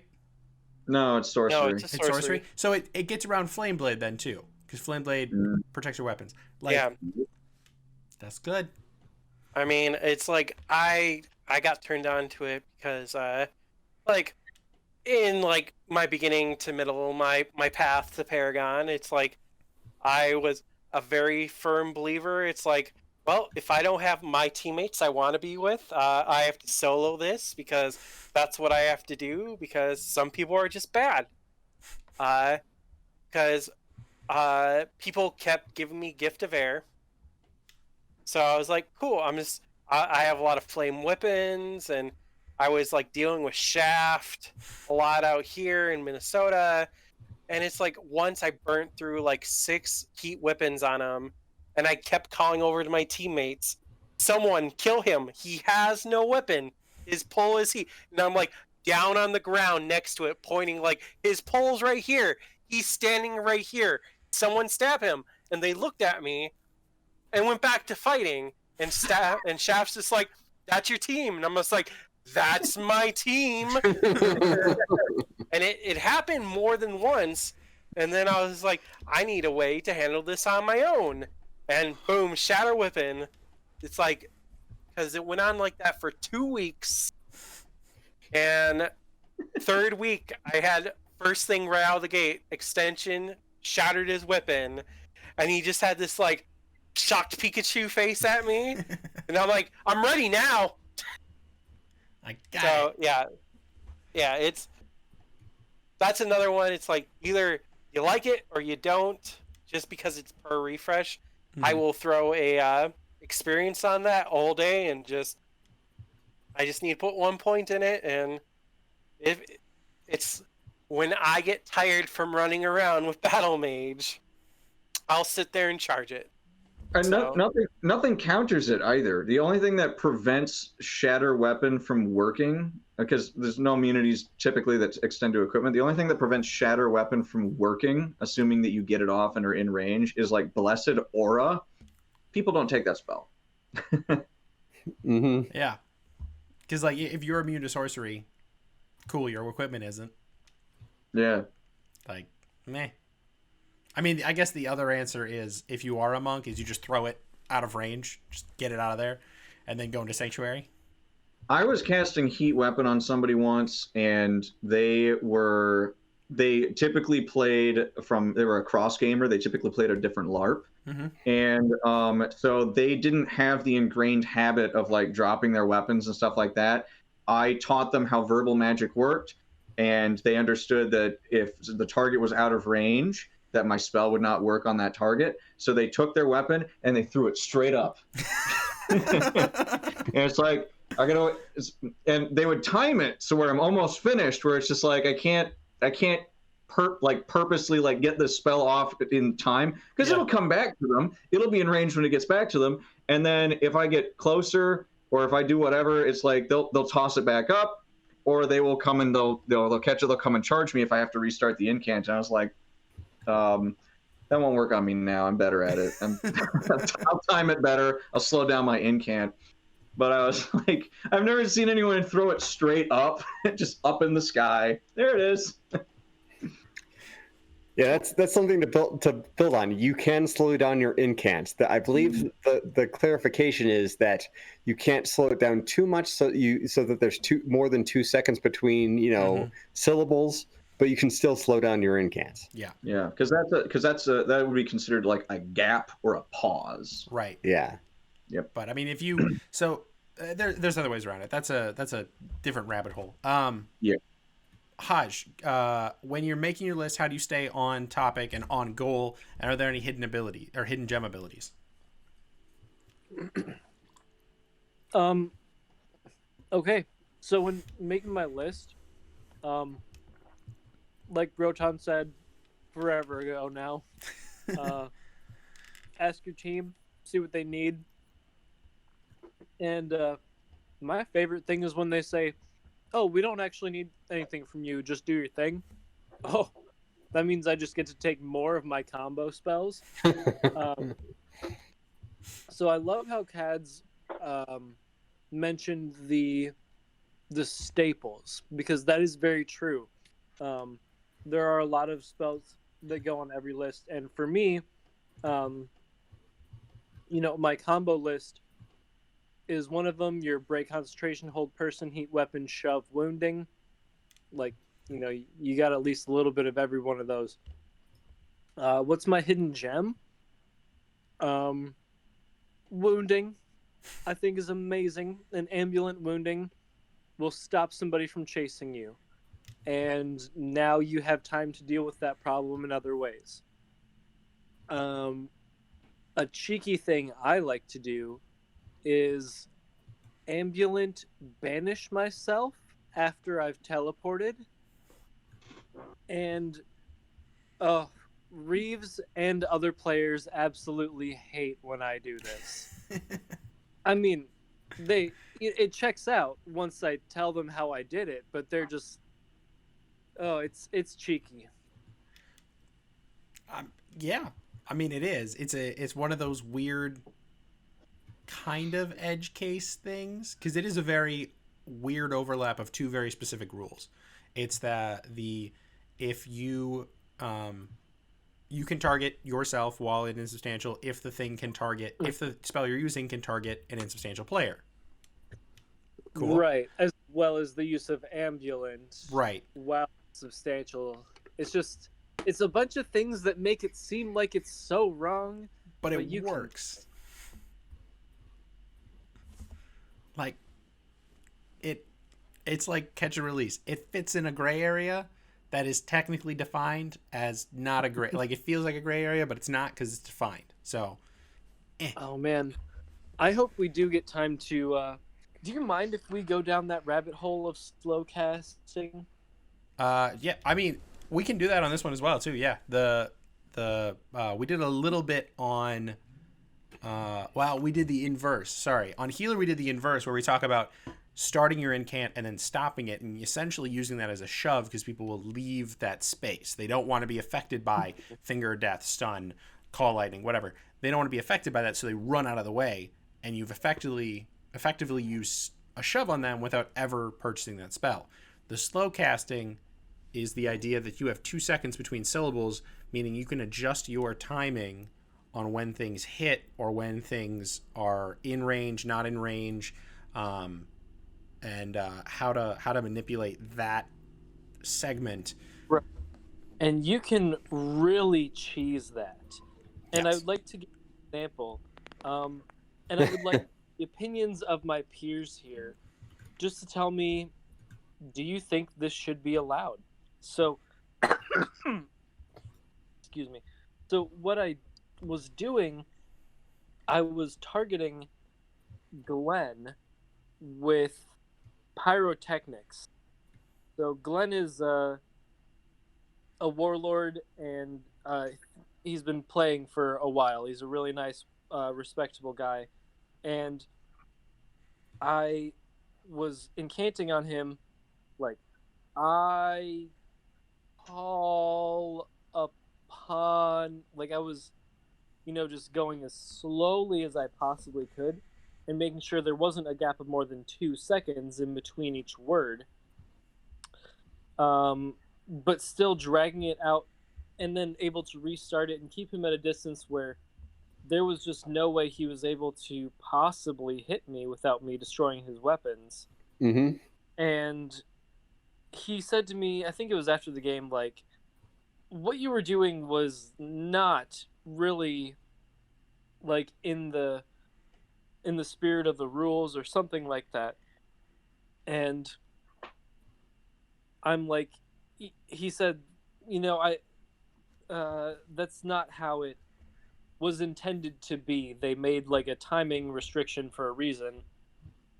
And I just said to him, like, I respect your opinion basically, but according to the actual like technicality of the rules, I am doing it correctly. And until they change that, I'm going to continue doing it that way.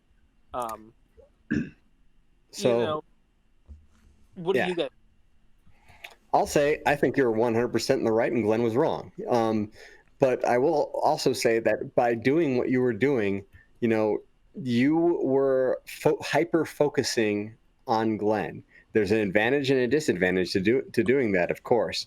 Mm-hmm. And the disadvantage is, of course, is you're not able to pay attention to anyone else. You are focused on eliminating this person from range, and there's a lot of things that he could do to counter you doing that. A good example is that pyrotechnics only damages the equipment that you're carrying at the time that you finish the spell. Mm-hmm. If you're holding a weapon and you throw it up in the air at the split second that you finish, that weapon's not destroyed. So there's lots of little play there here and there. I'll hold my personal opinions about Glenn to myself, but no, I think what you're doing is in the spirit. It was both in the spirit and the written form of the rules. Like I said, you are taking away. You're basically CCing yourself so you could CC Glenn. While you're doing that, anyone else could charge at you or run at you, and you'd have to deal with them and stop dealing with Glenn, and that would be the way to counter you. But I'll go off of you and I'll say a couple of other really good tactics on two tactics related on how to deal with a warrior. Number one, suppose you freeze them and they shake it off. Well, count to 5 and then start slow casting another icy blast, so that as soon as that freeze effect ends, you freeze them again. Mm-hmm. Number 2, and this doesn't involve slow casting, but open on warriors with hold person or a stop effect, and then when they shake it off, then you freeze them. Yeah, because then they've already burned their shake it off. Yeah, the only disadvantage to that is the hold person allows them to still charge their shake it off. So if they're being smart, they'll shake it off, start charging. By the time they finish, they have their shake it off back. If they're being smart. True. That's true, but you'll probably get the freeze effect off before they finish their charging can. Yeah, so that's the other thing.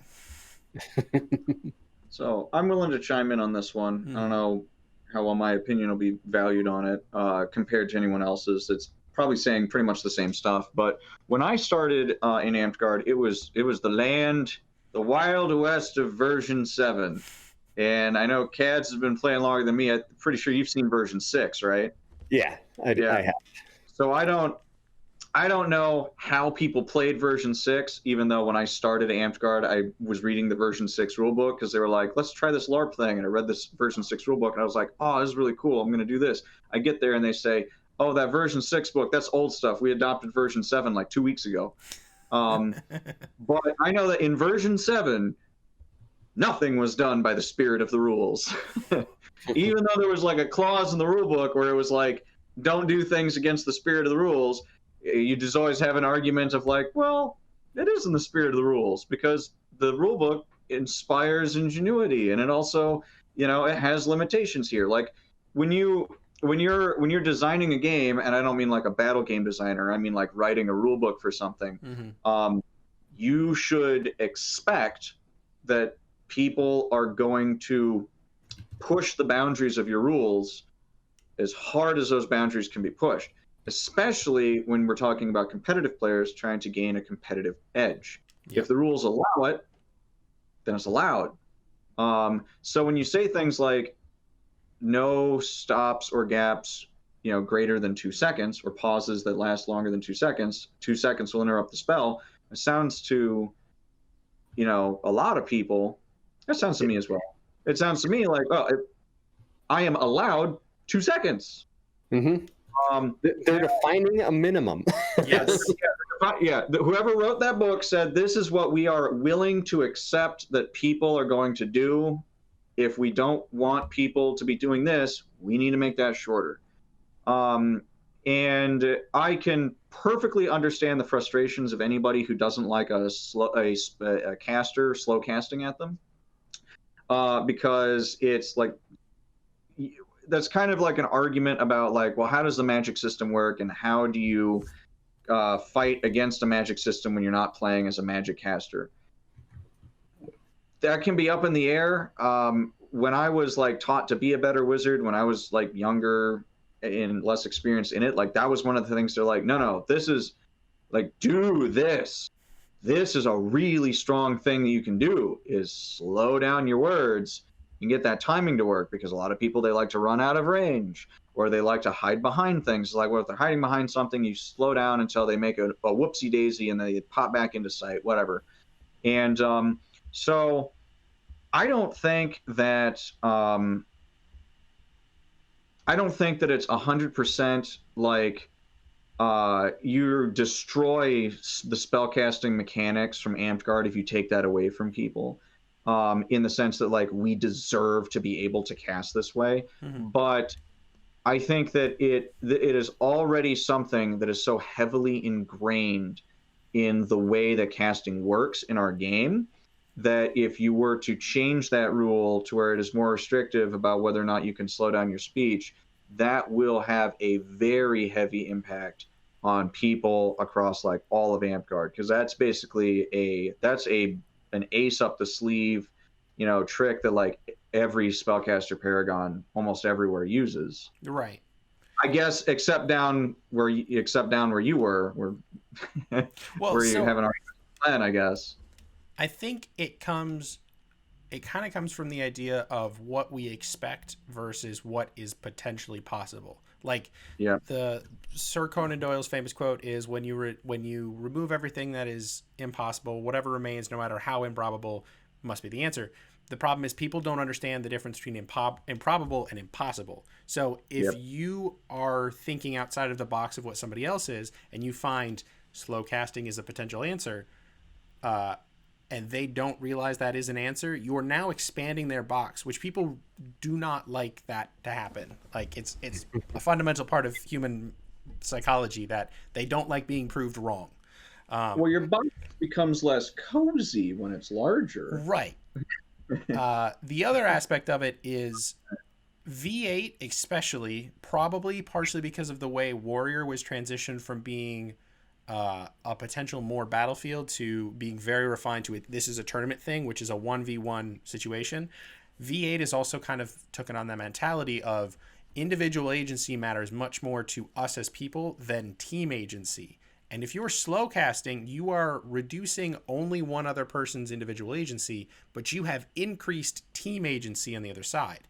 you have to finish your incant on that other person or cut it off and start a new one, which is now set you backwards if someone else charges at you. One of the questions we got for the Paragon Bard discussion was, how do you counter a Bard that has 1,000,000 Oz? You send 3 people at him. It is impossible to get 3 Oz off in range. Like, I guarantee the fast Eminem could not pull that off. Like, even if he gets one person right as they enter 20 feet, pulls off a second one as they like, it's just impossible to pull off. It's ridiculous. If you're slow casting at Glenn, all Glenn has to do is tag his friend next to him and go, "We're going." And now you have to finish Glenn's and get the next person. There's no guarantee that's going to happen. Like, And you know, Bremen, who plays at my park, he easily counters me trying to pyrotechnics him when he runs in with 2 swords, because he'll just like sort of throw one like along the ground towards me as he's running at me, and then he's got one in his hand, one on the ground. So and then if I finish the one, he'll just pick up the other one and bot me. Yep. There are answers. Causing someone to is causing something that somebody believes is a core mechanic or a core rule. When you break what they believe is a core rule, I think it causes a lot more stress and frustration to them, because one of their core beliefs of this game has been shattered. Like, it's hard to balance, huh? When you realize that you're looking at a field and all of a sudden someone makes a change and you go, this is no longer what I was looking at 2 seconds ago. I'm in a new game now. And then not only that, but when that's not like super popular going on wherever they're playing and it's not meta, then it's going to seem more obvious that it's not possible, even though that's incorrect. That's, it's like, no, this is possible. You just haven't heard of it before because I guess no one from your area has heard of it before, and it just hasn't reached you guys yet. It's not not your meta. And then it feels, because it feels like it's like, well, I haven't seen that before, and that seems like really good. If that was possible, because it's so good, everyone would be doing it. It's like, well, maybe everyone should be. I mean, and it's partially the way we read the rules and the way we interpret the rules. Like when we went to Spring War, Haj, Balder, and I, and Mazu. Haj was running around with Gift of Air and arrow blocking like a boss. He was playing a monk with a yellow sash, and I had 4 separate. I was reading that game. I had 4 separate people come up to me and go, "Hey, this guy is cheating," and I was like, "What is he doing?"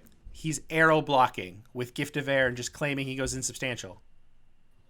And that's cheating. No. I will read you the book. It says melee.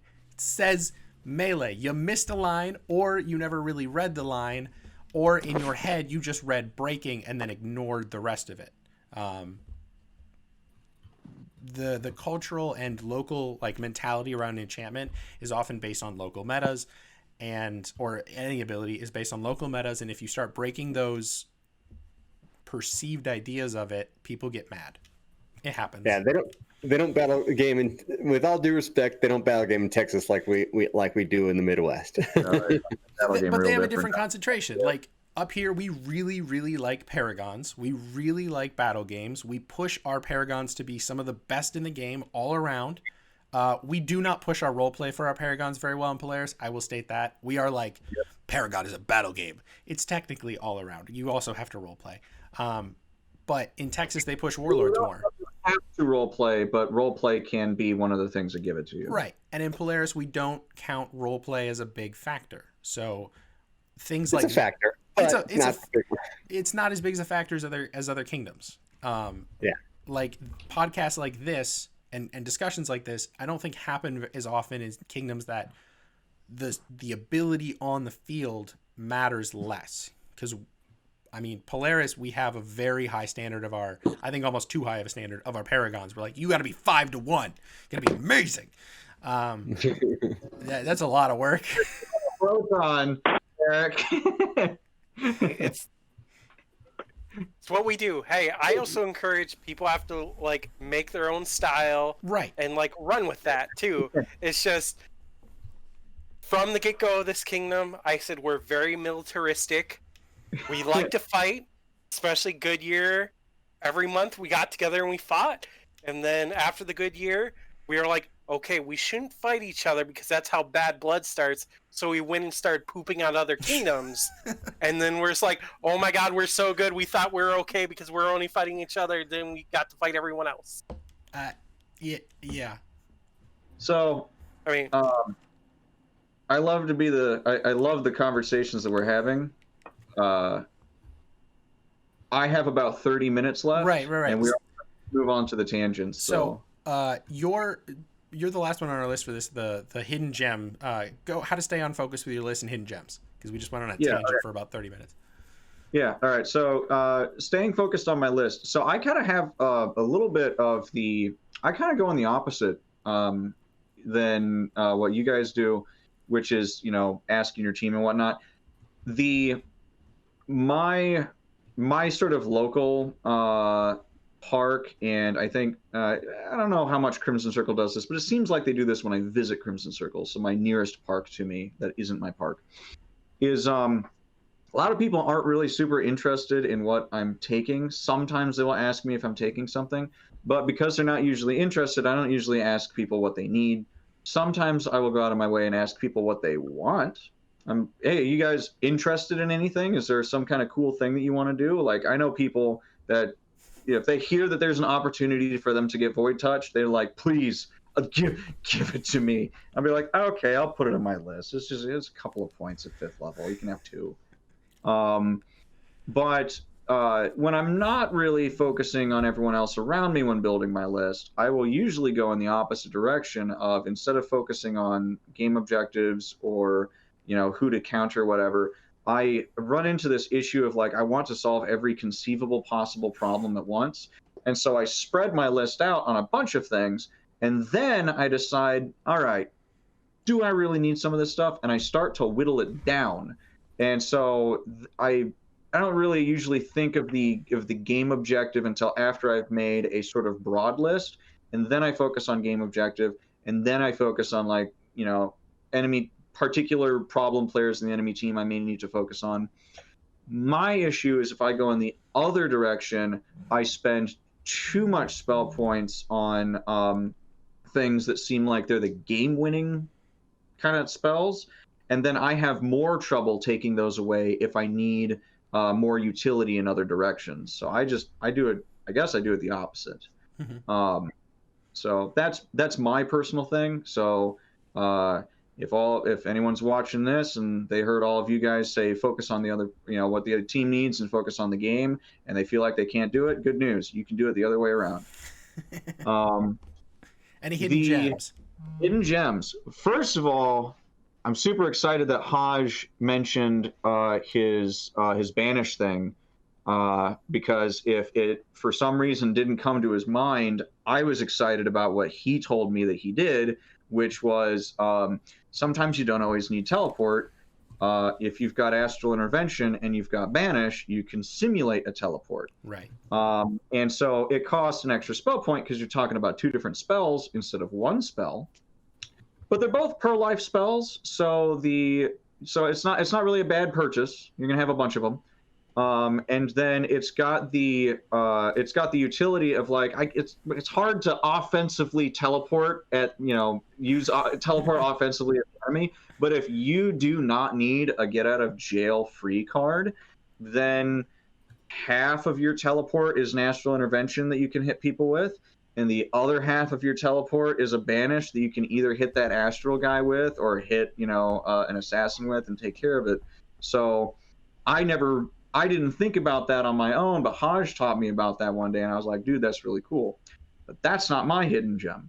My hidden gem is I like to, I don't use this very much at Park because it doesn't come up, but in larger battle games, when I'm not running a particular archetype and I'm just playing a non-archetype sort of generalist wizard, sometimes I like to grab planar grounding over Dimensional Rift. And that may seem silly, because Dimensional Rift just kills the insubstantial guy and handles the problem. But sometimes you run into instances where the insubstantial opponent that you're trying to deal with is really good at manipulating their insubstantial state. When you have a Gift of Air opponent and they go in sub, they can just exit it right away.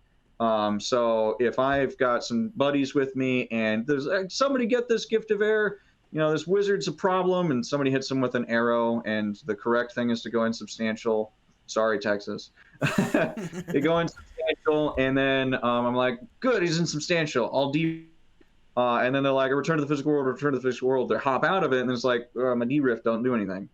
But if you, and then also assassins can do the same thing. You see this with some Paragon assassins, or some pretty good assassins, are the jumping in and out of insubstantial to sort of make a spellcaster stumble over when they're going to finish their spells. So if you're casting something that's not in sub on them, then they jump insubstantial, then you're about to cast Dimensional Rift on them, and they hop out of it real quick, and you don't finish. But if you cast Planar Grounding on people, you just say, like, I'm done with you doing insubstantial stuff. You're not doing it. If you're in it, you're out. If you're not in it, you're not going in it. And it's got the same uses. It's per refresh, but it's at a lower level, so you could buy more of them. Mm-hmm. And then I'm particularly fond of the concept that if you have an effect that triggers you into an insubstantial state, such as Gift of Air, or such as like Undead Minion or something, it just removes that enchantment.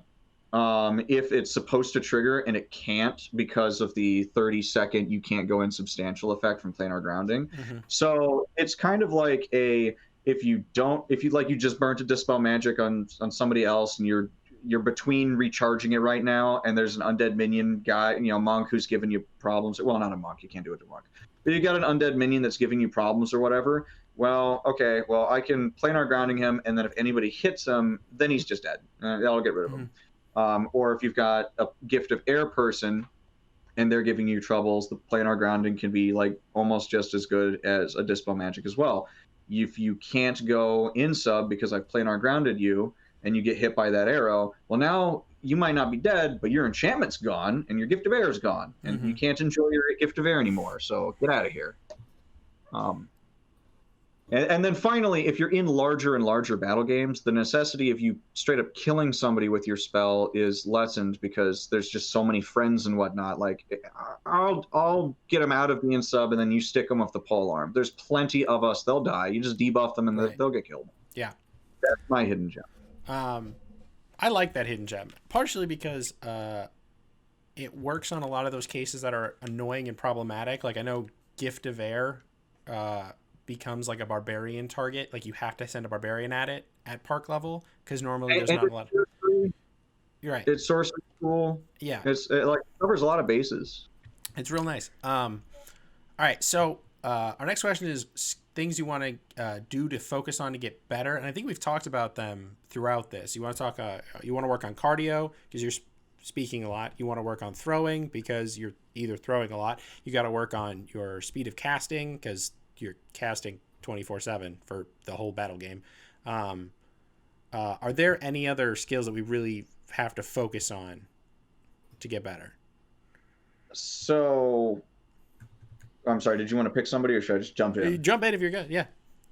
Okay, so in terms of like generally teaching people, here's things that you can do to be a better Paragon, is pretty much those things. And then also learning the names of people over just getting descriptors down changes two things. Thing number one, it's just faster to declare your target. And thing number two, you still have to have an open hand, but your pointing restriction doesn't exist anymore. Right. And so one of the things that I'll do is if I know who I'm casting at and I don't have to point at them, a lot of people like to do this thing where they either point like this, which is a little chicken wing arm, which is silly, or just like make their arm like super vulnerable and point like just stick it right out there so that somebody can just whap it with a sword if they charge in. The Ace Attorney point. Yeah. Huh? I said the Ace Attorney point. Yeah. The whole meme of just Scripted. But what I like to do is if I know your name and I'm casting at you, I'll just bring up a hand, just kind of just covering my torso with it. Because if like people know that I'm casting, they probably want to shoot me with an arrow off in the distance, or they might have a buddy or something. And like I don't want to lose my casting hand, Right. but I'd rather lose my casting hand than get hit in the chest by something. So like you can just bring your hand up, just block stuff. Just bring a dagger up here, Mm-hmm. or your short sword if you buy a short sword. Short swords are good. Don't discount the short sword. Yeah. Bring the sword up and just put your hand out. You're blocking yourself. You're protecting yourself while you're casting. That's a thing that'll make you. That's not a big skill to build up. It's pretty like you go from not doing it to doing it. Bam, you're done. But it'll improve your longevity, being alive in a battle game. So that makes you better. So tiny thing you can do to make you better. To remember also, you don't have to point with your open hand. You can point with something else. You just have to have an open hand. So point with your dagger, put your open hand someplace else. Your vulnerable hand. Yeah, like the open hand is required, but if you put it, down or close to your body and you're pointing with something else, it still works. That's a one-word change that is in the book. It's weird. Any other things you need to get better at, or you want to focus on to get better at, in or outside the game? I'll leave it to everyone. Yeah, I'll take the next one. Knowing your enemy is the biggest one for wizard, in my opinion. Once you focus on like the basics, like all that stuff, you kind of really want to instinctually know what the best way to deal with each class, and on top of that, there's different ways to play different classes. Like if you see a druid, it's not necessarily an avatar of nature druid. It could be a summoner druid. It could be something like that, and the solution to that might be different. One thing you'll notice, and this is kind of like the thing, the staples thing, is that the answer to a lot of these classes is ice ball. Ice ball is one of the best ways to deal with just about anyone. But I mean, it's not exclusive to ice ball. Isn't the exclusive way to deal with it. Like warriors, best way to deal with warriors, in my opinion, wounding. Oh, you have a problem with a monk, heat weapon. You have a problem with a barbarian, lightning bolt. Lightning bolt like ends barbarians. They can't go into fight after. Well, they can go into fight after death. It's not a good idea to go into fight after death if you died while stopped. Yeah. So knowing what's good against everyone, and another way to think of it is, instead of classes, like it's a good way to start at your local park. Find people who you generally have trouble with and come up with a plan on how to deal with them. And once you get it down so that like, I'm up against this situation, I know what to do instinctually, so I don't have to think about it. Then you're really getting into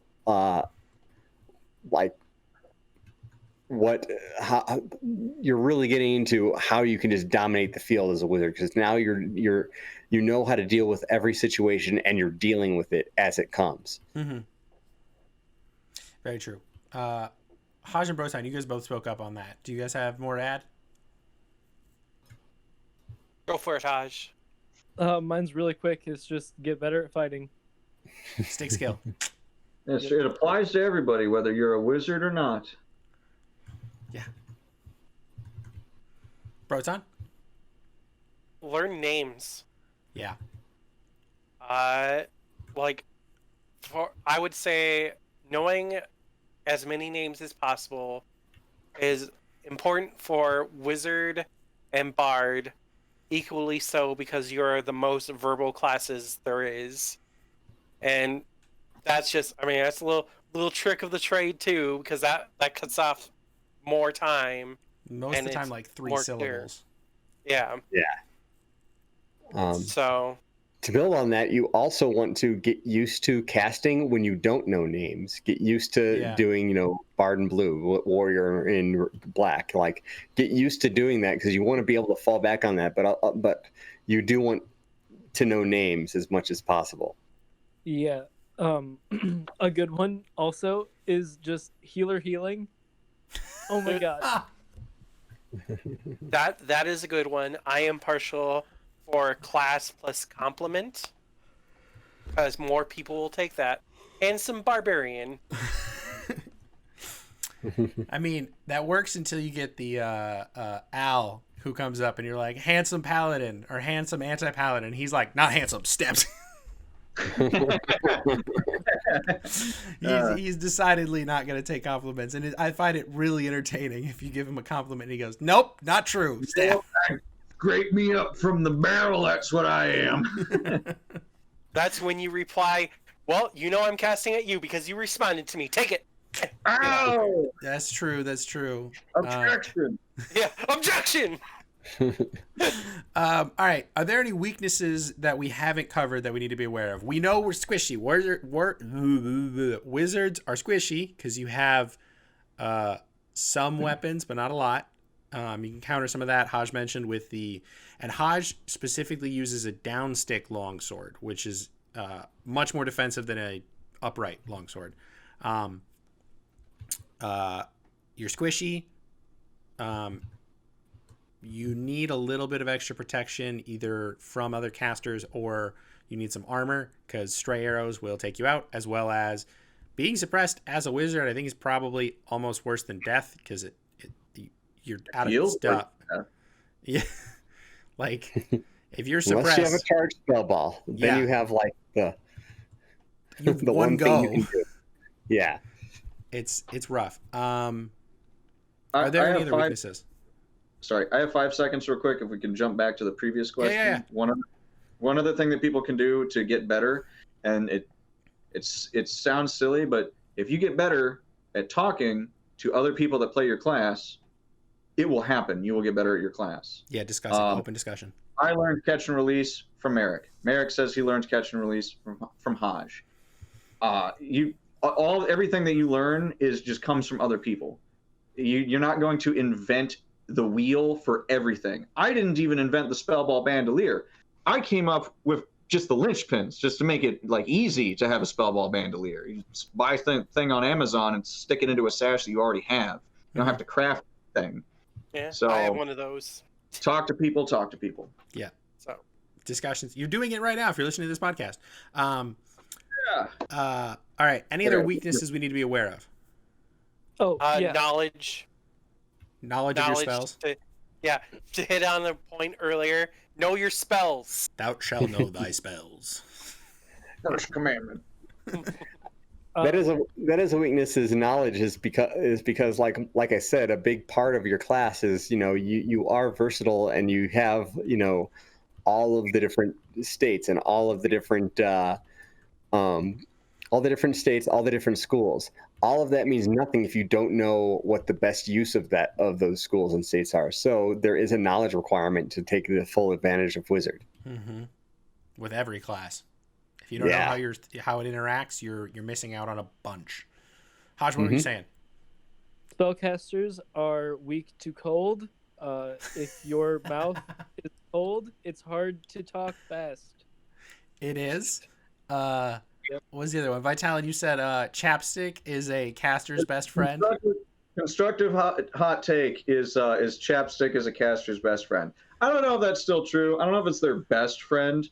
And I'm not telling anybody that they have to wear chapstick if they want to be a paragon. But in lieu of other things, try it. It's not like I've got dry mouth problems sometimes. Yeah. My lips try to glue themselves together. Put some chapstick on there. Hydrate them. It helps. Makes things easier. I keep chapstick in my little caster bag. Your spells better. The chapstick helps. People think that you're garbling your spells bad. Put some chapstick on. It's like magic. Magic.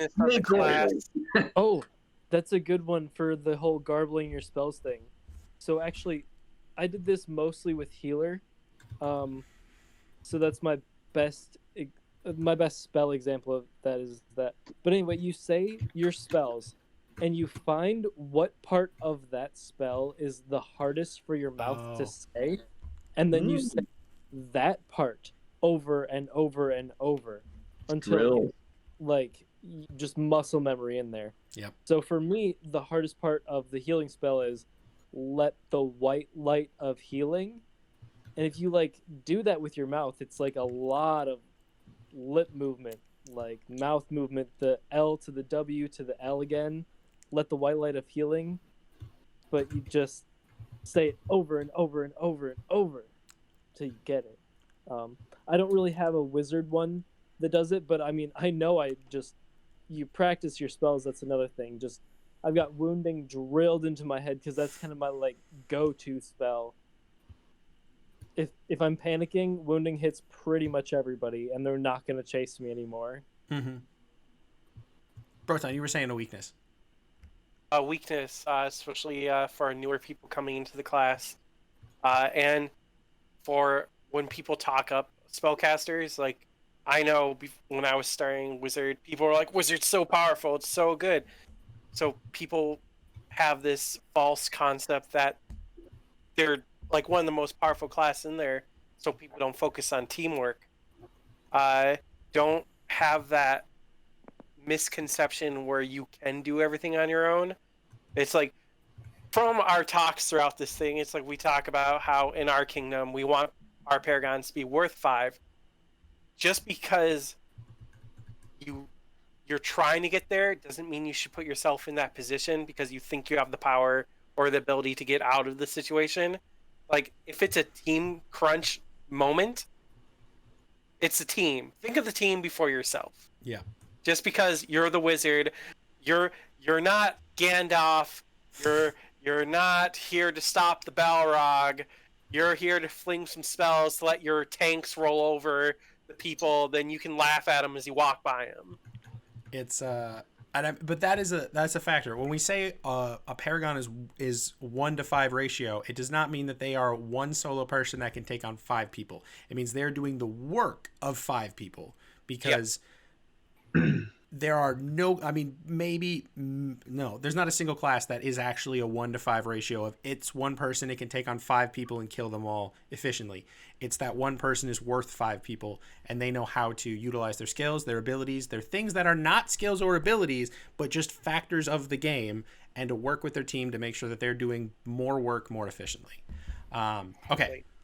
Now, that's not to say that you can't take out 5 people. Like, No. I've kind of done We have before. all curb stomp newbies. We feel bad about it later, but still. It's Like, I've done it before where I saw 5 people and I immediately iceballed the fighter in front, and then I break concentration the caster, and all the rest of the team were so reliant on those 2 people that they froze up, and I could just start picking them off one by one. all right. So there are situations where you can do that, but we're not saying you have to be able to do that to be a paragon. Yes. You don't have to be able to do that. All right. So to our most important question of the podcast, in my opinion, is how to get better and not ruin people's fun, especially with Wizard, because Wizard's available to do this very, very heavily. So, Vitalin, if you want to start us off, because I know you got to leave shortly. I was going to say I also didn't get a weakness. Oh, weakness. What's a weakness? I'll throw in 2 weaknesses, one caster specific and one wizard specific. Wizard specific, as I mentioned it earlier, there are people who will tell their teammates that you are a target. That may not sound like a specific, well,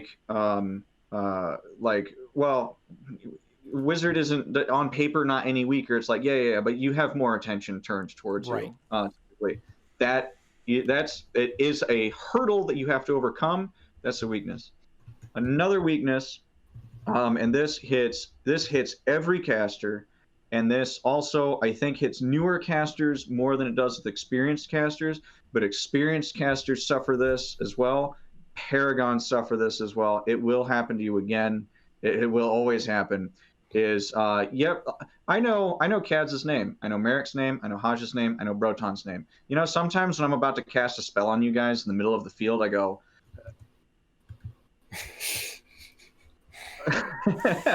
Yeah. what's your name? Well, I've known you guys for like years of my life. And I don't know if that fits the exact definition of duress, but it's that kind of nerves where you're just like, it's like, oh, I just forgot. I can't cast them now. I don't know who they are. Even the best of us get tongue-tied every once in a while, too. Yeah. Right. Yeah. I mean, So what I personally do to combat this, and I don't know if this is the best way to combat it, but it doesn't work if you're primarily spellcasting because you have to think on the fly. Like, it's the on the fly part that's the problem. But if I've got some distance between me and my opponent, or if it's just before the game starts and I see who my opponents are, I could do a little bit of drills in my head where I'm just like, that dude's name is Haj. I already know his name is Haj, but like I might forget this game. So like, Haj, extension, command and stop, command and stop, command and stop. That's when I'm going to cast it when I go up there. So remember that. And you see, do like a little 5 seconds or whatever, of just like whatever you're going to cast or something before you get in there, before you do it, can help alleviate duress. Right. Okay. And I don't know if it's the best method, but it can help, and that's what I use. It's mental elasticity. It's hard to overcome without actually actively practicing and like getting better. I'm pretty sure the last time that Haj and I were on a field together, after that battle game, Haj was telling me that he was having that problem. Is he was like he couldn't cast at me because my name wasn't coming into his head. So it's like a GAC, I think. Let's get to the final question and have Vitalin start, because we don't want to run Vitalin out of his Easter weekend he's got to go to. Yeah. Well, we also might have a question from the audience, since we do have someone in the audience. This is true. Good news. Vitalin always loves to talk, and I can answer audience questions later. This is true. You'll find me. All right. So, how do you get better and not ruin people's fun? This is super important with Wizard because it can really ruin fun. Okay. What I personally do usually is play Warlock in games that are bad for Warlock. But it was mentioned in an earlier episode of On the Path, where it's a thing that you can do is dumb yourself down and just then like play something that's less efficient. But something else that you can do is that you can play specifically not for yourself, but you can play your class for somebody else, and you can do this as Wizard. And so what I mean by that is there is it's a play style or a strategy that you can do. I like to call it Orbital Wizard.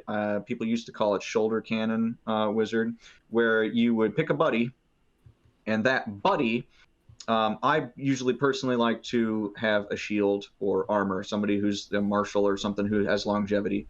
And the person who taught me this was a healer lady from the Rising Winds a long time ago, who said, hey, wizard friend, you are coming with me. You're going to be doing all the damage, and I'm going to be doing all the support. And she would have me grab onto the back of her belt so that wherever she went, I got pulled along. And you could do the opposite, where she was doing the support and I was doing the damage. As a wizard, you can be doing the if you've got an armored person, you could be doing the mends and the releases on the guy, and then you can also be doing target like debuffs on the enemy, and it will seem less like you're ruining everybody's fun and more like the pair of you are ruining everybody's fun, so they can kind of shift the blame. But it also helps you get better because and like I said, I call it Orbital Wizard now instead of Shoulder Cannon, because you don't have to stick that to that person. It can help teach you to be better at playing that class, because one of the things you can do as well is that when somebody else wants to engage the pair of you, your person here doesn't have to do it. They can stand right there because they've got the shield or the sword or the armor. And then you can step back right here, and they can't get you unless they're also a spellcaster, in which case they got to deal with this person who might charge at them because the distance is reduced. If they're in range of you, your person in front is closer to them. Right. If they're not a caster and they want to hit you and not this person, they got to go around your buddy. And so if you build your spell list so that you heighten and emphasize this person, it becomes less about you necessarily making everybody's stuff trouble. It puts emphasis on this is a team game, and you guys got to work as a team to figure this out. And they no longer have to figure out you as a problem. They have to figure out the group as a problem. Maybe if they can figure out how to remove that person from the equation, you aren't the problem anymore. So I could actually talk about this particular topic forever. So I don't know, because it's really good. It's a good teaching technique. It can help divert the problems away from like ruining your park with stuff to a degree. And then also it has the potential of being less efficient than you ruining the whole park with your build and whatnot, because like the person that you're working with, you're building them up, but they might not be there yet to like Right. really be super effective with you. So that if they're not perfectly in sync with you, then they might be dumbing you down as well, and then you're not necessarily ruining everybody's fun by being way too powerful. And So I think it covers a lot of bases. right. It's a good practice, especially with newer players. I know Hodge mentioned on the last one, make those new players the gummies. If you got somebody that's only got 3 points of armor that's a warrior, make them your assistant target for the day so that you are helping them stay powerful. Make those newbies feel powerful and have a good time. Because they're literally fighting against a level system that's against them, basically. Like, if they're level 3 and everyone else is level 6, they've got less experience and less abilities. They're going to have a hard time doing stuff. So make them feel more powerful. It'll keep them in our game longer and potentially get them excited about your class or continuing their own class. And if you're level 1, and no longer related to the question, but and if you're level 1 and you have very few abilities, staying behind that person lets you at least get to be alive and then get to use the couple of abilities that you have. Like, I got some force bolts and some heat weapons. I got to use them because I wasn't alone. I wasn't off on the flank trying to hold off 4 barbarians by myself. Yeah. That being said, yeah, that's my piece. It's 10:03. I had a whole lot of fun being here. I cannot wait till the episode comes up. Hello to everybody, and I love you to everybody. Everybody in the audience, hello, and then for everybody everywhere, I love you. Have a good one. All right.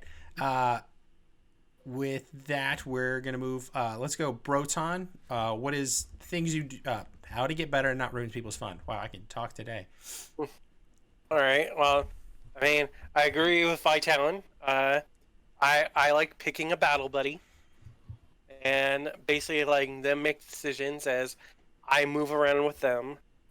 For Wizard, though, it's like something I was toying around with before the COVID. I really found a fun build of being an enchanter wizard.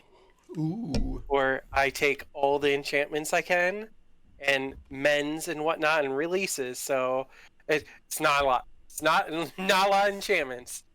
But at the same time, I make a lot of people more deadly.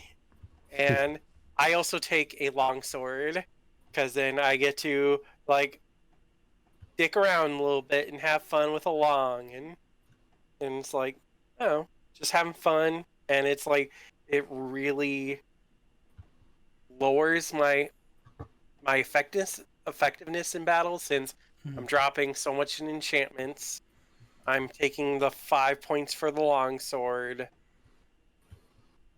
So it's just like I have all my spell points I normally have. And I just want to make people feel more deadly. And if I have to give people the plague with contagion or turn someone into a vampire to make them immune to death and then they get adrenaline, it's pretty goddamn great. Or it's like if I want to be like sort of culty, I throw on a goddamn why can't I think of it right? Yeah, Void Touch. Yeah, I'm doing good. I've only been up for over 24 hours. You gotta go to sleep after this. I gotta drive after this. Oh God. I think it's funny to find out. Like, when we look at really the enchantments that we get from other classes, we get from the casters, the healer has the best protection. The druid has the best all around because they've got armor and a little offense, but the offensive spells or the enchantments that are really powerful are the wizards. Like, Contagion is terrifying. Void Touch is amazingly offensive. And even if you're only throwing Vampirism on somebody, Adrenaline is great with a lot of classes. Like, being able to heal by kill, good stuff. And it's one of the few things that make you immune to death. Yes, without it being a natural state. Yeah, it's tricky to get that without purposely taking it through one of the healer spells.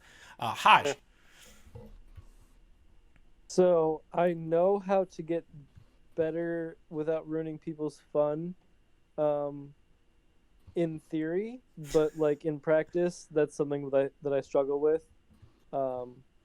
because I usually, like, I have lists that one is like it's a support list, and I wrote it because aggro,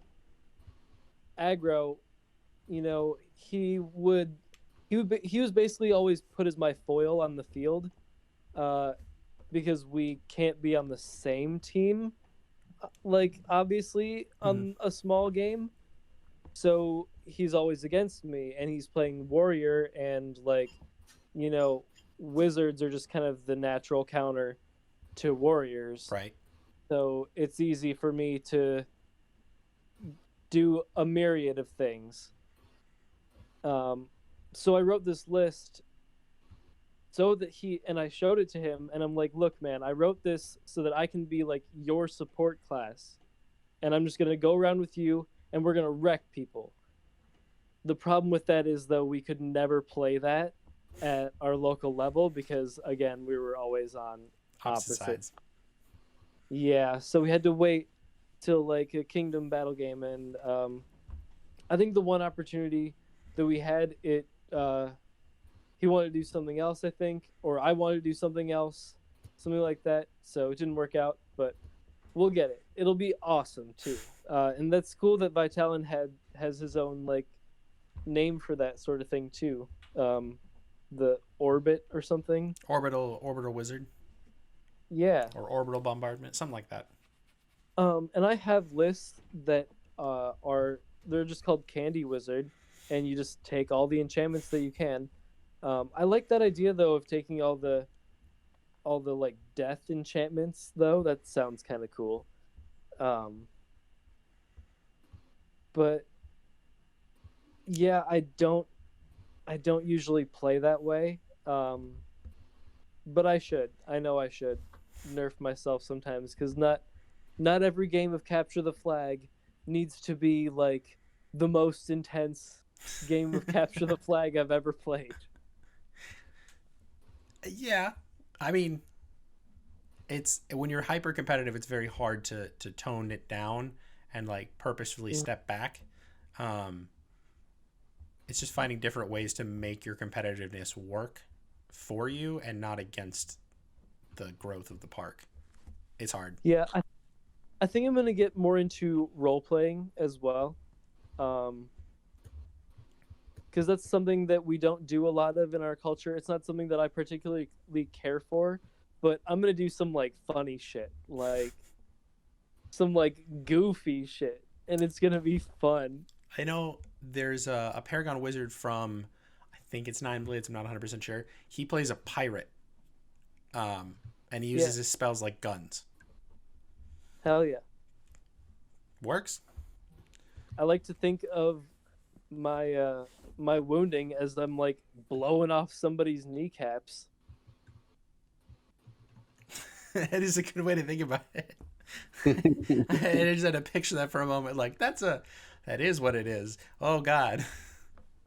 Got 4 shots left. Oh my. Yeah. Works. Cat. I've actually kind of had to deal with this because I was helping my friend resurrect an old park, and they had mostly newbies there. So I'd show up and play.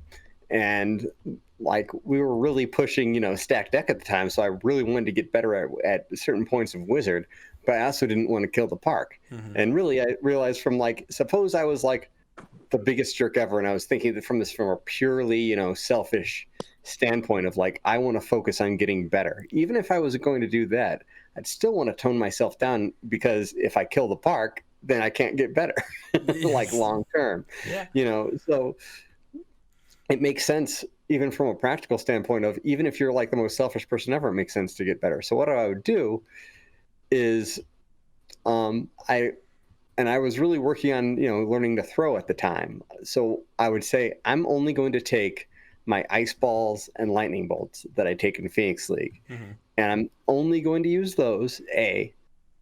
I'm not going to play Spellball Wizard. I'm not going to play Evoker. I'm not going to do any of that. I'm going to manually charge them and throw them. And I'm only going to throw them outside of 10 feet.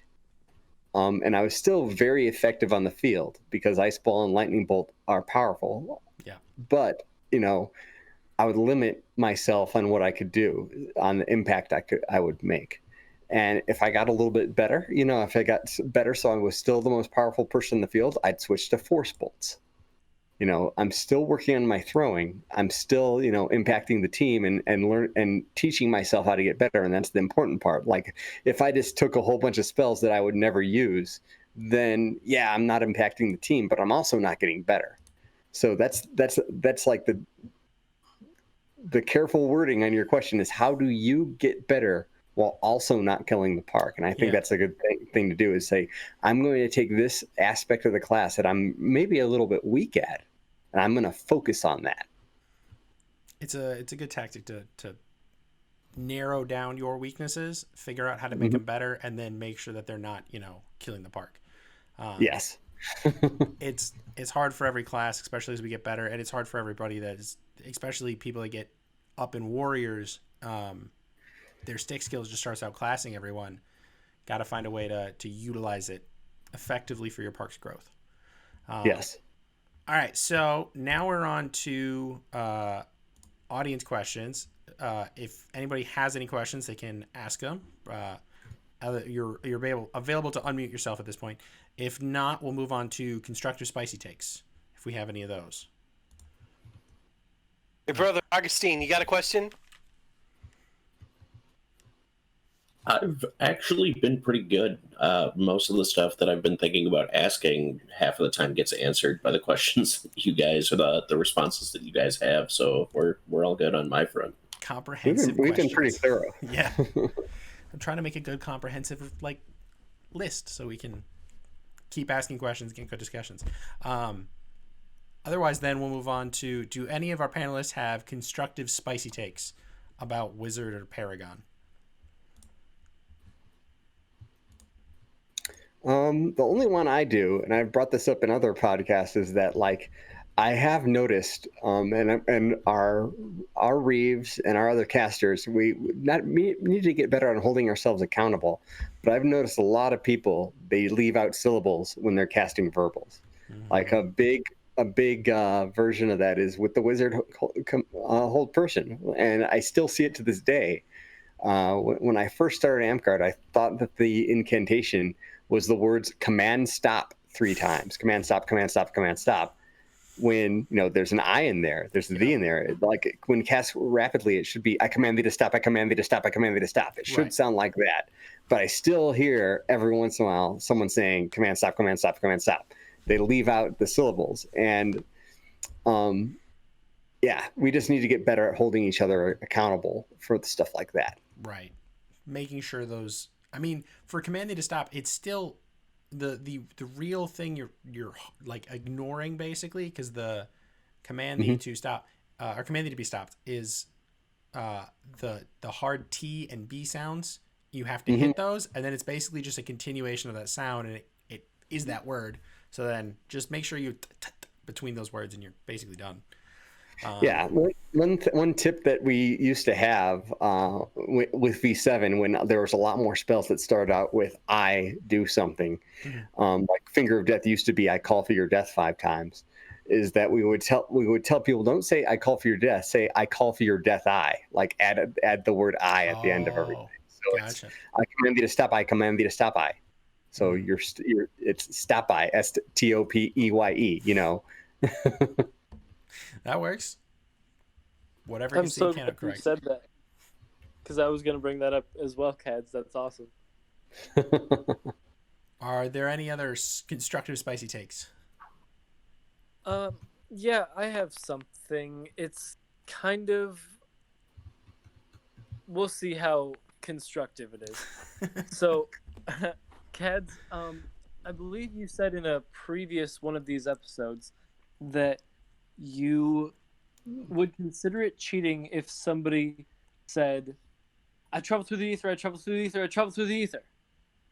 To sort of indicate that they had just cast that spell. And then if they were to, now you didn't say this far into it, but that would then imply, then maybe they act as though they're insubstantial. You said that you would deem that as cheating. If they said it 3 times as opposed to 5, and then Yeah. Correct. Yep. To be ultra cheeky, sneaky. Hmm. That gets a Now, little close. you Yeah. see, I believe that technically that is not cheating. However, I would like to ask my peers what you guys think of that, because I could absolutely have um, a wrong view of that. So my opinion on that, and this comes from me, like, spending a lot of time clarifying the rules on the official clarifications board, Mhm. is that a big weakness of our game that we don't have, that like World of Warcraft and stuff like that, is we have a lack of special effects that immediately denote our state. Mhm. Like in World of Warcraft, if you hit someone with, say, a frostbolt, they turn blue, and they start, their animations start moving slowly. So just by looking at them that they're slowed. Mhm. And the same thing goes for like a lot of different things. Like you frost nova somebody, they have like ice around their feet, so that they're stopped. They don't have to communicate that. In Amtgard, we don't have any of those fun special effects. The only way we that we have to let people know that we're frozen or we're insubstantial is to communicate it. And it does kind of imply in the rule book, and what I know it was like the intention of the framers, the people who wrote the rule book, is that we're basically supposed to be doing a stupid amount of communication. We're supposed to be like honorable to each other and telling people, I'm frozen, I'm insubstantial, like let people know their state. Like if someone has an enchantment, and they engage you and they don't declare their enchantment, and then you hit them and they say, oh, I have magic armor, it shouldn't come to us as a surprise. Like, you should be communicating that. So that's why I say it's kind of cheaty to do that, because now you're using the fact that we don't have any other way to communicate our state other than direct communication as an advantage. And I know that is against the spirit of the rules. I do agree with everything you said. I would like to put a spin on it like this, however. If you're using it in a way, so what if I'm just going down the line and like two incanting shove at people, like just to see if they take it? Yeah. Like, cats my power, shoves thee. And you go to the next person, and I have absolutely done this. You just two incant your spell at a shit ton of people. Now, for that, I would say, if you're on like a Phoenix League field and you're competing against teams that know better, and if you two incant somebody and then move on to the next person, if they take it, they're veterans. They know the game. It's their own fault. Like but on like a field full of newbies who don't necessarily know that every spell has, almost every spell except for a few have 3 iterations of the incant. You are using their lack of knowledge of the rule book to your advantage. So it's not really the most honorable thing to do. That's what I would say about that. That's what I'd say about that. Like, if you use that on me, I would know you only use that twice. I'm not falling for that shit. Right. I think it's utilizing the ingrained kind of template that we have, is that when someone finishes an incant, they say the last line louder. Like they say it like that, and it's utilizing a lot of human psychology to skirt the rules, to not quite skirt the rules, like you were technically following the rules to the letter, but you're very, very close to basically causing purposeful confusion with the spell. It's probably not the best on a competitive field. Maybe on a park level field, probably not the best thing. Like, if I were reaving at my park and someone started doing that, I'd be like, hey, can you cut that out? Can you cut? Instead of finishing the second incant, can you just not finish the second incant? Like, that'd be better. Yeah, for sure. It's something that I have done, not something that I currently practice, and I agree it's not something that should be done, because it just causes confusion, and it's just kind of against the spirit of the game. Right. Like, you're like, it's sort of like if the game had simulators and it showed when you're being targeted, it would just like show everybody that you're being targeted, and oh my god, the spell's almost done. Wait, Yeah, you'd see a cast bar, He just went Yeah. to somebody else. And then it just And I mean, fizzled. it's just weird. It's just like a weird thing to do. But as Cads was saying too, it could possibly take advantage of new players. Yeah. And it could cause confusion in that, in our lack of communication system that we have, where people might just be like, well, I'm going to give him the benefit of the doubt, and, you know, he must have used it. But I don't know, man. It seemed weird to me. Right. It just seems like weird to be in. And it's kind of like the newbie mentality where you're fighting someone who's a veteran, and they do that, and you're like, and they just have the mentality like, well, they just got that spell off of me, so, and they're better than me, so I'm just going to, you know. Mm-hmm. It's one of those things. Sorry, go. You're good. So I guess relating to taking advantage of our knowledge against new players. So I saw somebody we were at Clan, and he was swift, ambulant, finger of deathing people. Yeah, I've seen that before too. Dude, Swift finger of death. Yeah. Yeah, so like, you know, he was swift, ambulant. The reason it isn't supposed to work is because spells at a range, spells that are used at a range of touch and swift can only be used on spells range of touch yourself. Those must be used on a player who is willing or unable to move and engage in melee combat. Okay. Yeah. But here's the thing. So I told him right away, like, hey, you can't do that, dude, just so you know. And he came at me like, I have been playing this game for 10 years. And then he came up to me later and he's like, dude, you're right, you totally can't do that. Okay, but here's the thing though, is like you can do it, and it's their choice whether they take the spell or not. And it expends your use of the spell. So if you're doing this to somebody who doesn't know that, then you could use...